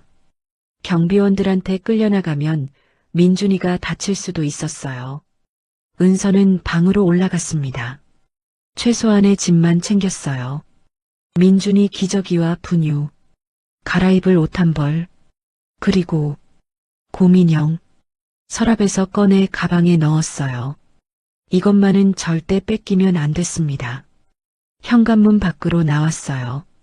차가운 겨울바람이 얼굴을 때렸습니다. 해가 이미 져 있었어요. 어둠이 내려앉고 있었죠. 은서는 민준을 꼭 안은 채 저택 계단을 내려왔습니다. 발이 빙판에 미끄러졌어요. 가까스로 중심을 잡았습니다. 뒤에서 문 닫히는 소리가 들렸어요. 철컥. 잠기는 소리. 은서는 뒤를 돌아봤습니다. 따뜻했던 저택. 불빛이 새어나오는 창문들. 이제 그 안에 자신이 있을 자리는 없었어요. 은서는 계단 아래에 주저앉았습니다. 눈물이 멈추지 않았어요. 민준이가 칭얼거렸습니다. 추위 때문이었을 거예요. 미안해, 민준아. 엄마가 미안해. 은서는 아기를 품 안에 꼭 감쌌어요. 하늘에서 눈이 내리기 시작했습니다. 하얀 눈송이가 두 모자 위로 떨어졌어요. 차갑고 외로운 밤이었습니다. 눈이 내리고 있었습니다. 은서는 저택 앞 계단에 한참을 앉아 있었어요. 몸이 점점 굳어갔습니다. 민준이가 품 안에서 칭얼거렸어요. 추위를 느끼는 것 같았죠. 조금만 참아, 민준아. 엄마가 어떻게든 할게. 은서가 일어섰습니다. 다리가 후들거렸어요. 어디로 가야 할지 몰랐습니다. 고시원으로 돌아가자. 일단 거기라도. 은서는 휴대전화를 꺼냈어요. 잔액을 확인했습니다. 32,000원. 고시원 하루 숙박비가 2만 원이었어요. 이틀밖에 못 버텼습니다. 그래도 일단 가야 했어요. 밖에서 밤을 새면 민준이가 위험했거든요. 은서는 버스를 탔습니다. 깊은 밤이라 승객이 거의 없었어요. 맨 뒷좌석에 앉았습니다. 창밖으로 눈 덮인 거리가 흘러갔어요. 화려한 조명들이 반짝였죠. 크리스마스가 며칠 안 남았거든요. 가족들이 함께 웃는 계절. 은서에게는 해당 없는 얘기였습니다. 민준이가 잠들었어요. 작은 숨소리가 규칙적으로 들렸죠. 은서는 아기의 얼굴을 내려다봤습니다. 미안해. 목소리가 갈라졌어요. 엄마가 힘이 없어서 미안해. 좋은 거 해주고 싶은데 아무것도 못 해줘서 미안해. 눈물이 뚝뚝 떨어졌습니다. 고시원에 도착했어요. 좁은 방이었습니다. 침대 하나 놓으면 꽉 차는 크기. 하지만 난방은 됐어요. 일단 얼어 죽을 걱정은 없었죠. 은서는 민준이를 침대에 눕혔습니다. 이불을 덮어주고 옆에 누웠어요. 천장을 바라봤습니다. 누런 천장에 얼룩이 져 있었어요. 어디선가 물 새는 소리가 들렸죠. 며칠 전까지 대리석 바닥을 밟았는데, 샹들리에 아래서 밥을 먹었는데, 꿈이었던 걸까요? 아니, 악몽이었어요. 최 여사의 얼굴이 떠올랐습니다. 정민호의 비웃는 표정도 분노가 치밀어 올랐어요. 두고 봐. 은서가 이를 악물었습니다. 반드시 되갚아줄 거야. 다음 날 아침, 은서는 병원 앞으로 갔습니다. 붕어빵 좌판이 그대로 있었어요. 눈이 쌓여 있었지만 틀은 망가지지 않았습니다. 은서는 눈을 털어내고 다시 붕어빵을 굽기 시작했어요. 붕어빵 사세요. 따끈한 붕어빵이요. 목소리가 갈라졌습니다. 추위에 입술이 텄거든요. 민준이는 등에 엎여 있었어요. 아기띠로 꽁꽁 감싸뒀습니다. 지나가는 사람들이 몇 명 멈췄어요. 붕어빵을 사갔죠. 1,000원, 2,000원, 5,000원. 조금씩 돈이 모였습니다. 점심때쯤이었어요. 낯익은 사람이 다가왔습니다. 검은 코트의 단정한 모습. 박 실장이었어요. 은서의 눈이 커졌습니다. 박 실장님? 박 실장이 주변을 살폈어요. 아무도 없는 걸 확인하고 말했습니다.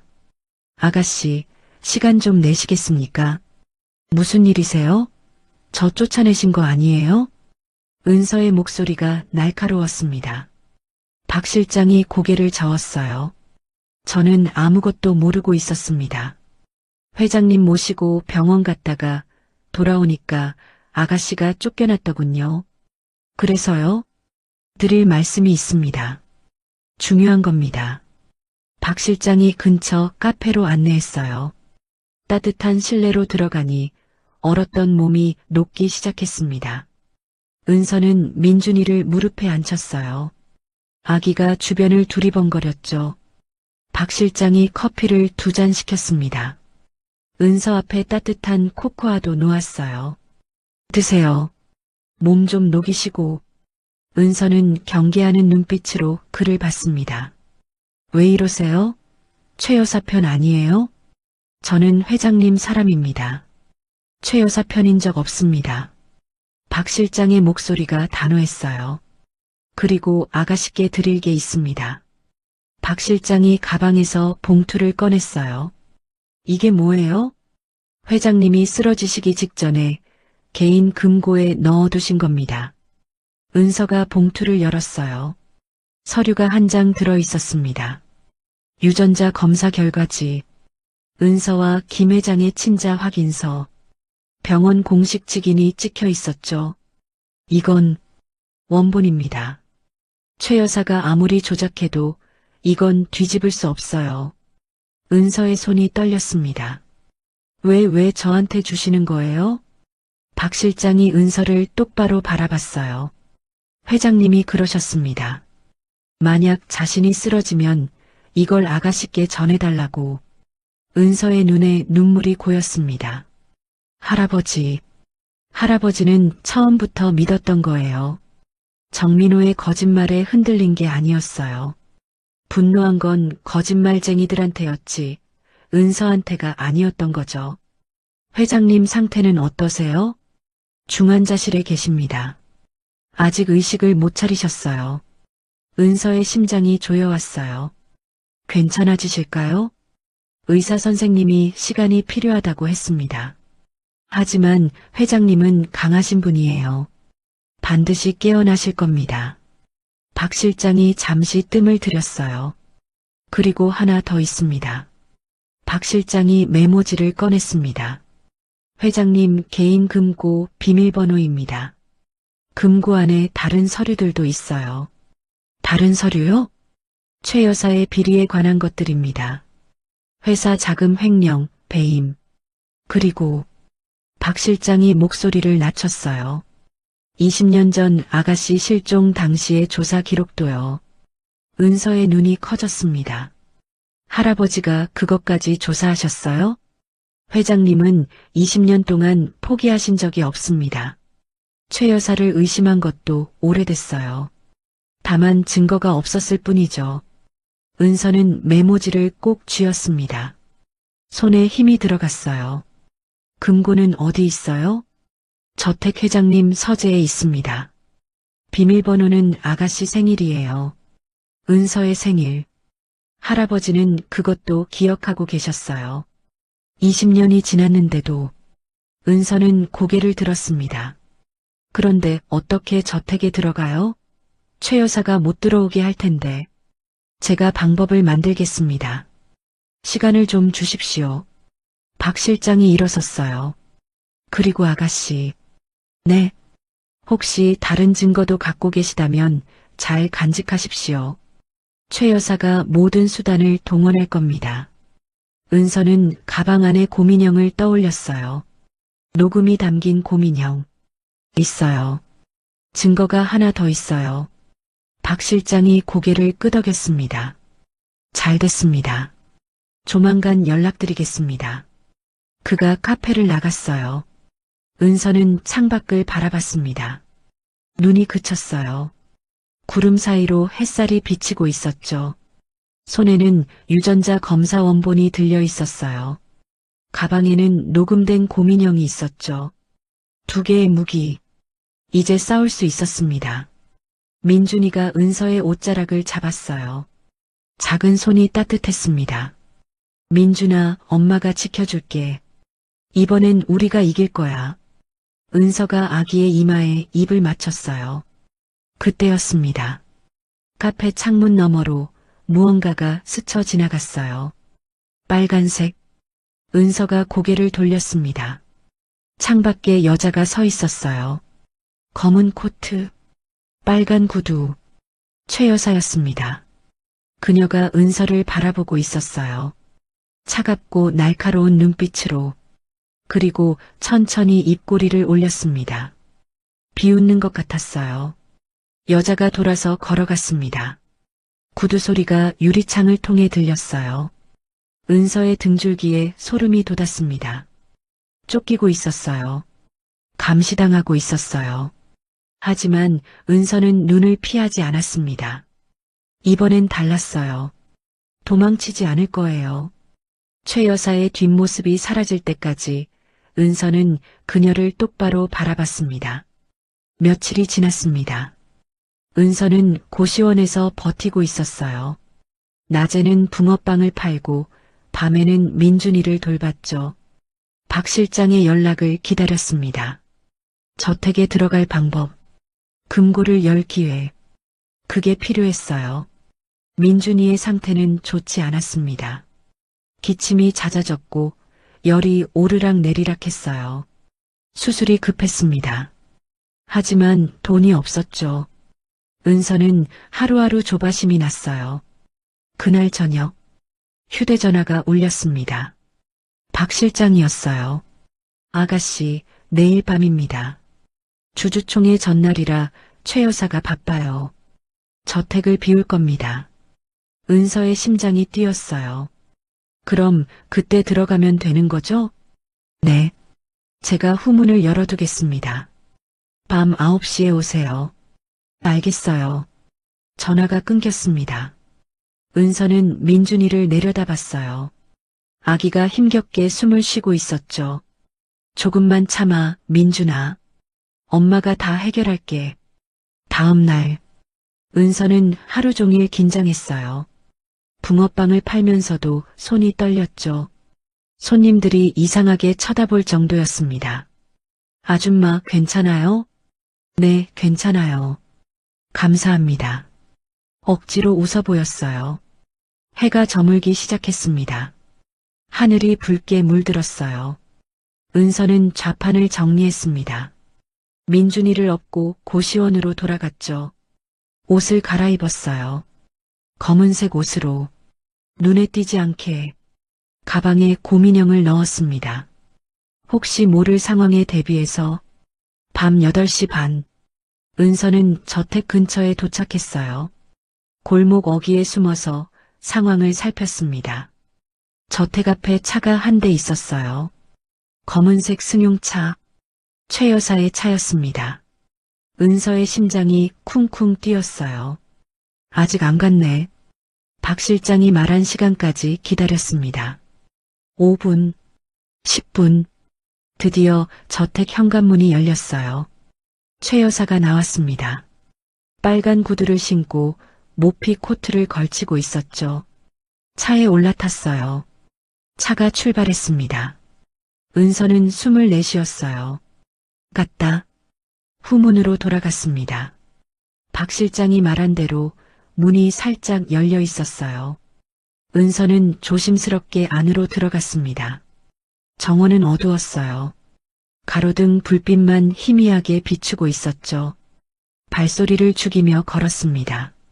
민준이가 등 뒤에서 칭얼거렸어요. 은서가 등을 토닥였습니다. 쉿, 조용히 해야 해. 저택 뒷문에 도착했어요. 문이 열렸습니다. 박 실장이 기다리고 있었죠. 이쪽입니다. 빨리요. 저택 안은 조용했어요. 가사 도우미들은 퇴근한 것 같았습니다. 불빛도 거의 꺼져 있었죠. 박 실장이 앞장섰어요. 2층으로 올라갔습니다. 복도를 지나 서재로 향했죠. 서재 문 앞에서 박 실장이 멈췄어요. 금고는 책장 뒤에 있습니다. 비밀번호 아시죠? 네, 제 생일이요. 저는 밖에서 망을 보겠습니다. 최대한 빨리 끝내세요. 은서가 고개를 끄덕였습니다. 서재 안으로 들어갔어요. 어두웠습니다. 휴대전화 불빛을 켰죠. 책장이 벽면을 따라 늘어서 있었어요. 박 실장이 말한 대로 왼쪽 책장 뒤에 금고가 있었습니다. 책장을 밀었어요. 삐걱거리며 움직였습니다. 금고가 나타났어요. 디지털 자물쇠가 달려 있었죠. 은서가 비밀번호를 눌렀습니다. 자신의 생일, 20년 동안 잊힌 줄 알았던 날짜, 삐빅. 금고가 열렸어요. 안에 서류들이 가득했습니다. 은서가 하나씩 꺼냈어요. 최 여사의 비리자료, 횡령 증거, 배임 내역, 그리고 맨 아래에 낡은 파일 하나가 있었습니다. 이은서 실종 사건 조사 기록. 은서의 손이 떨렸어요. 파일을 열었습니다. 사진들이 있었어요. 20년 전 유원지 사진, 경찰 조사 기록, 그리고 최 여사의 사진도 있었어요. 젊은 시절의 모습, 옆에 메모가 적혀 있었습니다. 유령 용의자, 증거 불충분으로 기소 불가. 할아버지는 알고 있었어요. 처음부터 최 여사를 의심했던 거예요. 바로 그때 서재 밖에서 소리가 들렸습니다. 쿵. 무언가 쓰러지는 소리. 은서의 얼굴이 창백해졌어요. 문을 열고 나갔습니다. 복도에 박 실장이 쓰러져 있었어요. 머리에서 피가 흐르고 있었죠. 박 실장님, 은서가 달려갔습니다. 그때 뒤에서 발소리가 들렸어요. 은서가 천천히 돌아봤습니다. 최 여사가 서 있었어요. 빨간 구두, 차가운 미소, 손에는 무언가 들려 있었습니다. 주사기 같았어요. 안녕, 은서야. 어디 가려고? 은서가 뒷걸음질 쳤어요. 당신 같잖아. 갔다가 돌아왔지. 내가 올 줄 알았거든. 최 여사가 한 발 다가왔습니다. 박 실장이 배신했더라. 오래 참아줬는데. 나이 먹으니까 정이 많아지나 봐. 은서는 민준이를 꼭 안았어요. 아기가 울기 시작했습니다. 으앙, 으앙. 닥쳐. 최 여사가 차갑게 말했어요. 그녀가 손을 뻗었습니다. 민준이를 잡으려 했어요. 이 아기를 데려다 주겠다고 했지. 병원에. 근데 가다가 사고가 나면 어쩌겠어. 은서가 몸을 피했습니다. 손대지 마. 가만히 있어. 그럼 덜 아플 거야. 최 여사가 달려들었습니다. 은서는 필사적으로 피했어요. 하지만 민준이를 안고 있어서 느렸죠. 최 여사의 손이 은서의 팔을 잡았어요. 주사기가 가까이 왔습니다.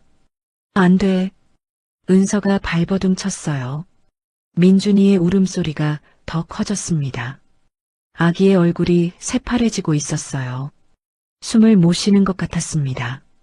민준아, 민준아. 그 순간 뒤에서 누군가 달려왔어요. 쾅! 최 여사가 옆으로 밀려났습니다. 박 실장이었어요. 피를 흘리면서도 일어났던 거예요. 아가씨, 도망치세요. 은서는 민준이를 안고 달렸습니다. 계단을 뛰어내려갔어요. 현관문을 박차고 나갔습니다. 뒤에서 고함이 들렸어요. 잡아, 전현 잡아. 경비원들이 쫓아왔습니다. 은서는 정원을 가로질렀어요. 후문을 향해 달렸죠. 발이 빙판에 미끄러졌습니다. 넘어질 뻔했지만 가까스로 버텼어요. 후문이 보였어요. 조금만 더. 은서는 이를 악물고 달렸습니다. 후문을 빠져나왔어요. 골목으로 뛰어들었죠. 경비원들의 발소리가 멀어졌습니다. 은서는 어둠 속으로 사라졌어요. 한참을 달렸습니다. 더 이상 못 뛰겠을 때 은서는 골목 구석에 주저앉았어요. 숨이 턱까지 찼습니다. 심장이 터질 것 같았죠. 민준이를 내려다봤어요. 아기의 얼굴이 창백했습니다. 입술이 파래져 있었어요. 민준아, 민준아. 은서가 아기의 뺨을 톡톡 쳤습니다. 아기가 눈을 떴어요. 약하게 숨을 내쉬었습니다. 살아있었어요. 은서의 눈에서 눈물이 쏟아졌습니다. 다행이야, 다행이야. 가방을 확인했어요. 서류들이 그대로 있었습니다. 고민형도. 은서는 서류를 꼭 안았어요. 유전자 검사 원본, 최 여사의 비리 자료, 실종 사건 기록, 그리고 녹음된 고민형. 모든 증거가 모였습니다. 이제 끝장내자. 은서가 이를 악물었어요. 내일은 주주총회. 모든 걸 밝힐 때가 온 거예요. 다음 날 아침, 은서는 고시원에서 눈을 떴습니다. 밤새 거의 잠을 못 잤어요. 최 여사에게 쫓기던 기억이 머릿속에서 떠나지 않았죠. 민준이는 옆에서 자고 있었습니다. 어젯밤 힘들었는지 깊이 잠들어 있었어요. 은서는 아기의 이마를 만져봤습니다. 열은 없었어요. 다행이었습니다. 오늘은 주주총회 날이었어요. 최 여사가 회장 대행 취임을 선언하는 날. 은서는 그 자리에 가야 했습니다.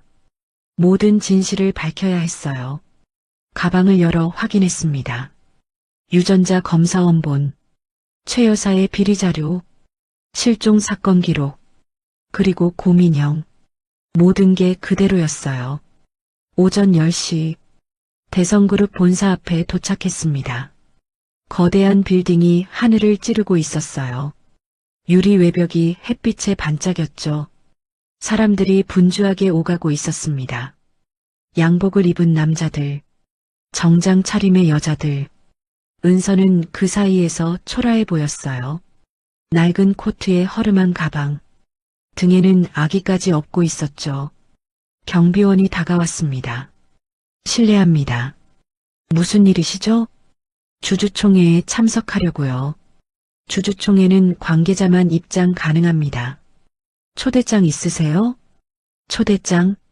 당연히 없었어요. 은서는 어떻게 해야 할지 몰랐습니다. 바로 그때 뒤에서 누군가 불렀어요. 아가씨. 돌아보니 박 실장이었습니다. 머리에 붕대를 감고 있었어요.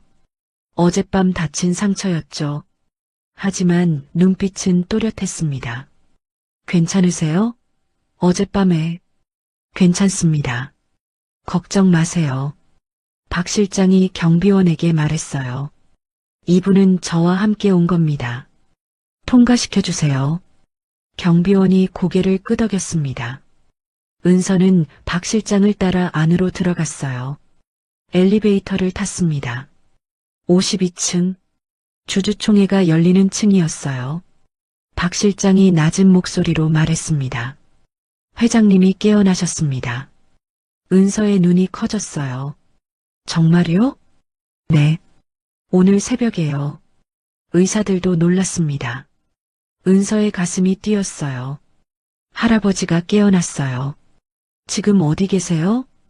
곧 오실 겁니다. 휠체어를 타고. 박 실장이 은서를 바라봤어요.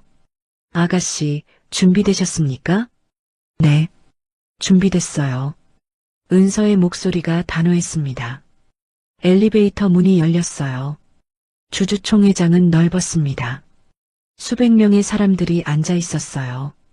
양복 입은 남자들, 서류를 들고 있는 비서들, 앞쪽에는 높은 단상이 있었습니다. 마이크와 프로젝터가 설치되어 있었죠. 그리고 그 단상 위에 최 여사가 서 있었어요. 빨간 구두, 검은 정장, 진주 목걸이, 화장을 곱게 하고 우아한 미소를 짓고 있었습니다. 은서를 본 순간 그녀의 눈이 가늘어졌어요. 하지만 곧 아무렇지 않은 척했습니다. 자, 시작하겠습니다. 최 여사의 목소리가 회의장에 울렸어요. 존경하는 주주 여러분, 오늘 이 자리에 모여주셔서 감사합니다. 최 여사가 연설을 시작했어요. 아시다시피 김 회장님께서 건강 문제로 쓰러지셨습니다. 현재 의식이 불안정한 상태입니다. 거짓말이었어요. 할아버지는 깨어났잖아요. 회사의 안정을 위해 제가 임시로 회장 대행을 맡고자 합니다. 사람들이 웅성거렸습니다. 최 여사가 회장 대행?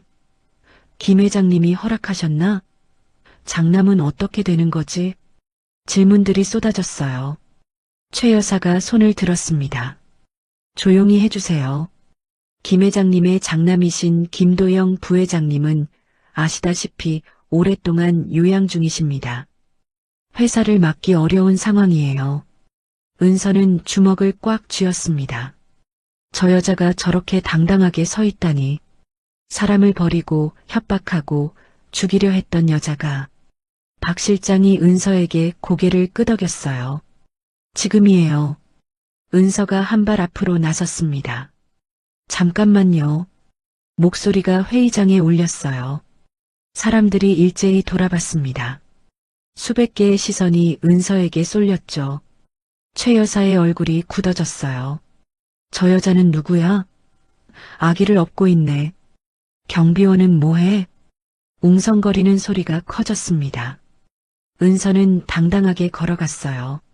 심장이 미친 듯이 뛰었습니다. 다리가 떨렸어요. 하지만 멈추지 않았습니다. 단상 앞에 섰어요. 최 여사와 눈이 마주쳤습니다. 뭐 하는 거야, 넌? 최 여사가 낮게 말했어요. 나가. 지금 당장. 은서가 고개를 저었습니다. 안 나가요. 오늘 여기서 다 밝힐 거예요. 은서가 가방에서 고민형을 꺼냈습니다. 이게 뭔지 아세요? 최 여사의 얼굴이 창백해졌어요. 은서가 고민형의 버튼을 눌렀습니다. 치직. 잡음이 들리더니 목소리가 흘러나왔어요. 20년 전 유원지. 널 데려다 버린 건 나야. 회의장이 조용해졌습니다. 숨소리도 들리지 않았어요. 3일 줄게. 3일 안에 결정해. 나가든지 아니면 아기부터 없어지든지. 최 여사의 목소리 또렷하게 녹음되어 있었습니다. 웅성거림이 커졌어요. 저게 최 여사 목소리야? 아이를 버렸다고? 협박까지? 최 여사의 얼굴이 불그락푸르락했습니다. 저건 조작이야. 저 여자가 만든 거라고. 바로 그때 회의장 뒷문이 열렸습니다. 웅장한 소리가 울렸어요. 사람들이 돌아봤습니다. 휠체어를 탄 노인이 들어오고 있었어요. 김 회장이었습니다. 얼굴이 창백했지만 눈빛은 살아있었습니다. 형형하게 빛나고 있었어요. 회장님, 김 회장님이시다. 깨어나신 거야? 사람들이 술렁였습니다. 박 실장이 휠체어를 밀고 있었어요. 김 회장이 천천히 앞으로 나왔습니다. 단상 앞에서 멈췄어요. 최 여사를 올려다봤습니다. 최 여사, 김 회장의 목소리가 낮게 울렸어요. 회의장 전체가 숨을 죽였습니다. 네, 그래. 최 여사가 억지로 웃었어요. 아버님, 일어나셨군요. 건강히 많이. 닥쳐. 김 회장이 차갑게 말했습니다. 최 여사의 웃음이 굳어졌어요. 방금 그 녹음. 내 목소리가 맞지? 그건 조작이에요. 저 여자가. 거짓말 마라. 김 회장이 고함을 질렀어요. 회의장이 쩌렁쩌렁 울렸습니다. 20년 전 내 손녀를 버린 게 너라는 걸 알고 있었다. 증거가 없어서 참았을 뿐이야. 은서가 서류들을 꺼냈습니다. 여기 증거가 있어요. 유전자 검사 원본, 최 여사의 비리 자료, 실종 사건 기록, 단상 위 프로젝터에 서류들이 비춰졌어요. 이건 유전자 검사 원본입니다.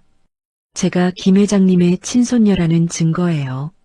사람들이 웅성거렸습니다. 그리고 이건 최 여사의 횡령 내역이에요. 회사 자금을 빼돌린 기록이죠. 숫자들이 화면에 나타났어요. 엄청난 금액이었습니다. 마지막으로 이건 20년 전 재실종 사건 기록이에요. 최 여사가 유력한 용의자였습니다. 최 여사의 얼굴이 새하얗게 질렸어요. 이건 다 거짓말이야. 그녀가 소리쳤습니다. 저 여자가 꾸민 거라고. 나를 모함하려는 거야. 김 회장이 휠체어에서 일어섰습니다. 비틀거렸지만 박 실장이 부축했어요. 최 여사. 김 회장이 한 발 다가갔습니다. 넌 20년 전에 내 손녀를 버렸어. 내 살배기 아이를 유원지에 버렸지. 그리고 며칠 전 다시 내 손녀를 죽이려 했어. 그 아기까지. 김 회장이 손을 들어 최 여사를 가리켰어요. 내 손녀를 2번 죽이려 한 마녀를 끌어내라. 회의장이 술렁였습니다. 경비원들이 다가왔어요. 최 여사가 뒷걸음질 쳤습니다. 손대지 마. 내가 누군지 알아? 하지만 아무도 그녀 편이 아니었어요. 경비원들이 최 여사의 팔을 잡았습니다. 이것들아. 최 여사가 발버둥 쳤어요. 빨간 구두 한 짝이 벗겨졌습니다. 바닥에 굴러갔어요. 회장님, 저는 아무 잘못도 안 했어요. 이건 다 오해예요. 김 회장은 대답하지 않았습니다. 냉정한 눈으로 그녀를 바라볼 뿐이었어요. 경찰이 도착했습니다. 누군가 미리 신고한 것 같았어요. 최은주 씨, 유괴 및 살인 미수 혐의로 체포합니다. 경찰이 최 여사에게 수갑을 채웠어요. 찰칵. 차가운 금속 소리가 울렸습니다. 최 여사가 은서를 노려봤어요. 눈에 독이 가득했습니다. 두고 봐. 이게 끝이 아니야. 은서는 눈을 피하지 않았어요. 끝이에요. 이제 끝난 거예요. 최 여사가 끌려나갔습니다. 구두 한 짝이 없어서 소리가 불규칙했어요. 회의장 문이 닫혔습니다. 정적이 흘렀어요. 김 회장이 은서에게 다가왔습니다. 은서야. 할아버지. 은서의 눈에서 눈물이 흘렀어요. 김 회장이 손녀를 안았습니다. 민준이까지 함께요. 고생했다. 우리 은서. 이제 다 끝났어. 은서는 할아버지의 품에서 울었습니다. 20년 만에 처음으로 가족의 품에 안겼어요. 할아버지, 감사해요. 저를 찾아주셔서. 김 회장이 은서의 등을 토닥였어요. 내가 더 미안하다. 더 빨리 찾았어야 했는데. 회의장에 박수 소리가 울렸습니다.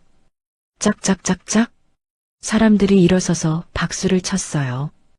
은서는 눈물을 흘리며 웃었습니다. 드디어 끝이었어요.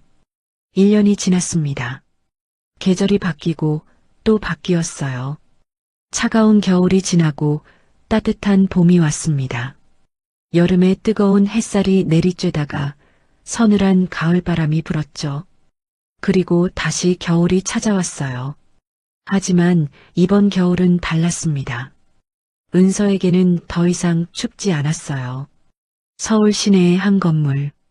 희망둥지라는 간판이 걸려 있었습니다. 미혼모 지원센터였어요. 은서가 직접 만든 곳이었죠. 김 회장의 도움으로 건물을 마련했고 대성그룹의 후원을 받아 운영하고 있었습니다. 은서는 센터 안을 둘러봤어요. 넓은 거실에 아이들이 뛰어놀고 있었습니다. 엄마들은 소파에 앉아 이야기를 나누고 있었죠. 따뜻했어요. 평화로웠습니다. 은서 씨, 여기 서류요. 직원이 다가왔어요. 아, 고마워요. 은서가 서류를 받아들었습니다. 새로 입소하는 엄마들의 명단이었어요. 이번 달에만 5명. 모두 갈 곳이 없는 미혼모들이었죠. 은서는 창밖을 바라봤습니다. 1년 전에 자신이 떠올랐어요. 한겨울 새벽, 대학병원 앞 골목, 붕어빵 틀 앞에서 떨고 있던 자신. 그때는 내일이 보이지 않았습니다. 희망이라는 게 없었어요. 하지만 지금은 달랐습니다. 은서 씨, 뒤에서 목소리가 들렸어요. 돌아보니 젊은 엄마가 서 있었습니다. 21살. 배가 불룩했어요.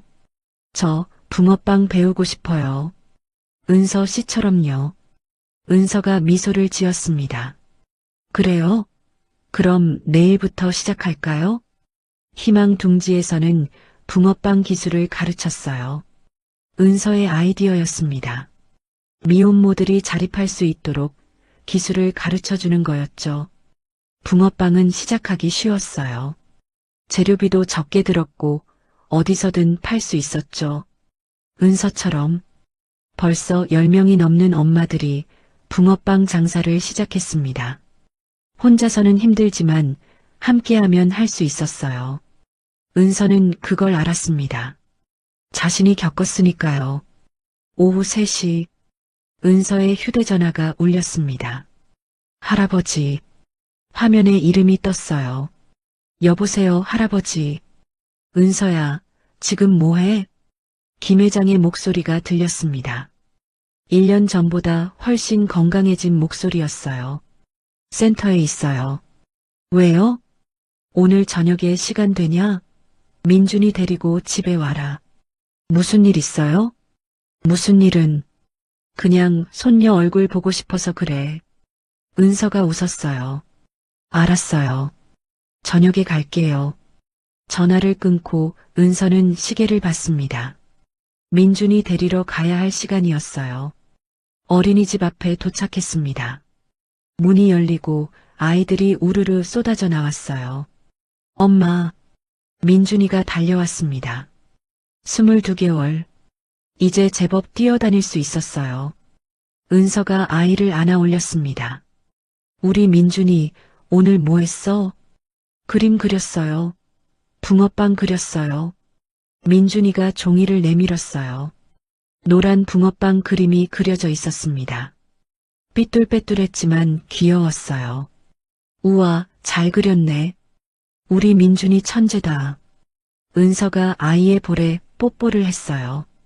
민준이가 깔깔 웃었습니다. 민준이는 건강했어요. 1년 전 수술을 성공적으로 마쳤거든요. 김 회장이 최고의 의료진을 붙여줬습니다. 돈도 시간도 아끼지 않았죠. 수술은 8시간이나 걸렸어요. 은서는 수술실 앞에서 꼬박 기다렸습니다. 울고 또 울었죠. 수술이 끝나고 의사가 나왔을 때 성공입니다. 그 한마디에 은서는 주저앉았어요. 감사의 눈물을 흘렸습니다. 그 후로 민준이는 빠르게 회복했어요. 지금은 또래 아이들과 똑같이 뛰어놀았죠. 심장에 있던 구멍은 이제 완전히 막혔습니다. 기적 같은 일이었어요. 저녁 무렵 은서와 민준이는 저택에 도착했습니다. 1년 전과 똑같은 대저택. 하지만 분위기는 완전히 달랐어요.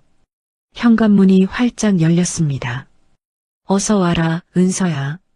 김 회장이 직접 마중 나왔어요. 휠체어는 이제 타지 않았습니다. 지팡이를 짚고 걸었죠. 건강이 많이 회복됐어요. 할아버지, 민준이가 달려갔습니다. 김 회장이 아이를 안아 올렸어요. 우리 민준이 많이 컸네. 무거워졌어. 할아버지, 붕어빵 먹고 싶어요. 그래, 할아버지가 사줄까? 네. 민준이가 환하게 웃었습니다. 저택 안으로 들어갔어요. 거실에 따뜻한 불빛이 켜져 있었습니다. 테이블 위에는 음식들이 차려져 있었죠. 그리고 테이블 한가운데에 붕어빵이 수북이 쌓여 있었어요. 은서의 눈이 커졌습니다. 이게 뭐예요? 내가 좋아하잖아. 붕어빵. 김 회장이 웃었어요. 오늘이 무슨 날인지 알지? 은서가 고개를 갸웃거렸습니다. 무슨 날이요? 1년 전 오늘. 내가 널 찾은 날이야. 은서의 가슴이 뭉클해졌어요.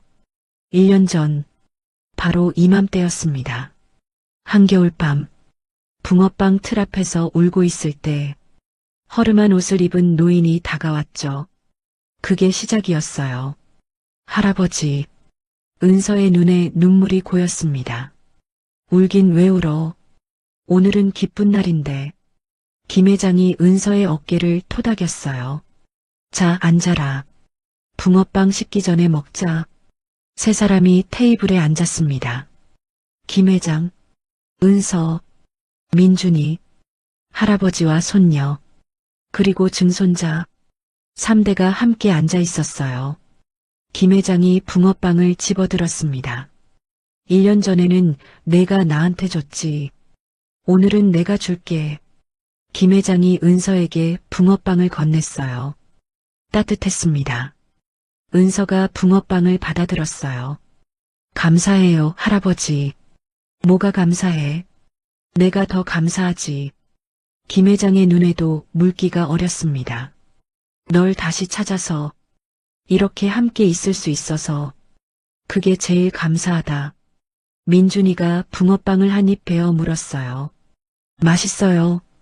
아이가 환하게 웃었습니다. 은서도 웃었어요. 김 회장도 웃었죠. 따뜻한 웃음소리가 저택을 채웠습니다. 창밖으로는 눈이 내리고 있었어요. 하얀 눈송이가 소복이 쌓이고 있었죠. 1년 전과 똑같은 겨울. 하지만 완전히 다른 겨울이었습니다. 식사를 마친 후 세 사람은 정원으로 나갔어요. 눈이 그치고 하늘이 맑아졌습니다.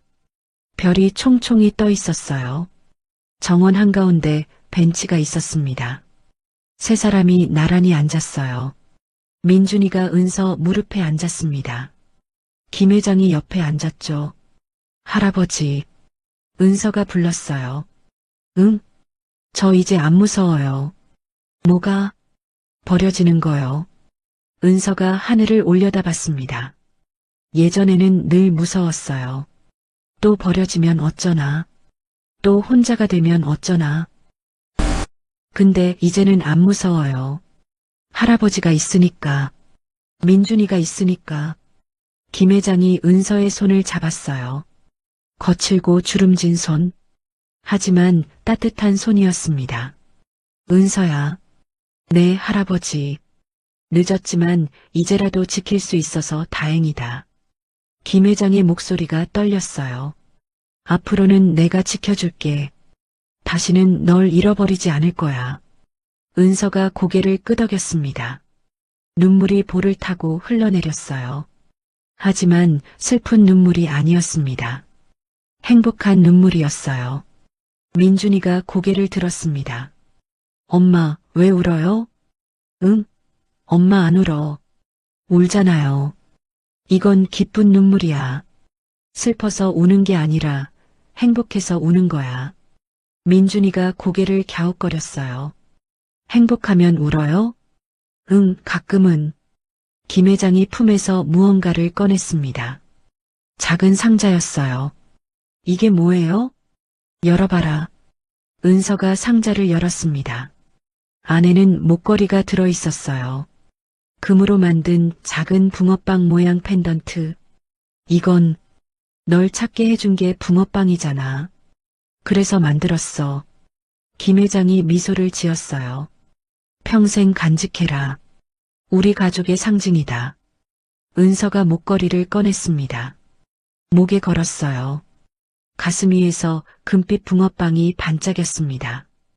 감사해요, 할아버지. 정말 감사해요.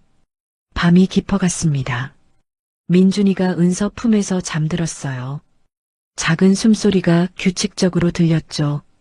김 회장도 눈을 감았습니다. 지팡이에 기대어 졸고 있었어요. 은서는 두 사람을 번갈아 봤습니다. 할아버지, 아들, 자신의 가족, 24년을 혼자 살았어요. 버려진 아이로, 외로운 사람으로. 하지만 이제는 달랐습니다. 가족이 있었어요. 지켜줄 사람이 있었죠. 은서는 하늘을 올려다봤습니다. 별이 반짝이고 있었어요. 엄마, 은서가 작게 중얼거렸습니다. 나 이제 행복해요. 걱정 마세요. 바람이 불었어요. 마치 대답하듯이 은서는 미소를 지었습니다. 멀리서 붕어빵 냄새가 났어요. 어디선가 붕어빵을 굽고 있나 봐요. 달콤하고 고소한 냄새. 은서가 처음 할아버지를 만났을 때의 냄새.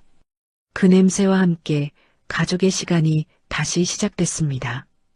이제 은서는 혼자가 아니었어요. 영원히. 붕어빵 3개와 빨간 목도리. 가진 거 없는 그녀가 줄 수 있는 전부였어요. 하지만 그게 20년의 기다림을 끝냈습니다. 버려진 줄 알았던 아이, 포기하지 않았던 할아버지, 그리고 악몽에서 벗어난 가족. 은서는 가난했지만 마음만은 부자였어요. 그 마음이 결국 모든 걸 되찾게 해줬습니다. 선행은 이렇게 돌고 돌아 세상을 바꿔나갑니다. 여러분의 작은 따뜻함도 누군가에게는 기적이 될 수 있어요. 오늘의 이야기가 마음 한구석에 작은 숨결처럼 스며들었다면 앞으로도 당신의 하루에 조용한 위로가 되어드릴 이야기로 찾아오겠습니다. 구독과 좋아요는 큰 힘이 됩니다. 그리고 사연의 주인공을 위한 따뜻한 응원 한 줄 댓글에 남겨주세요. 당신의 오늘이 조금 더 행복하길 기원합니다. 인생우리였습니다.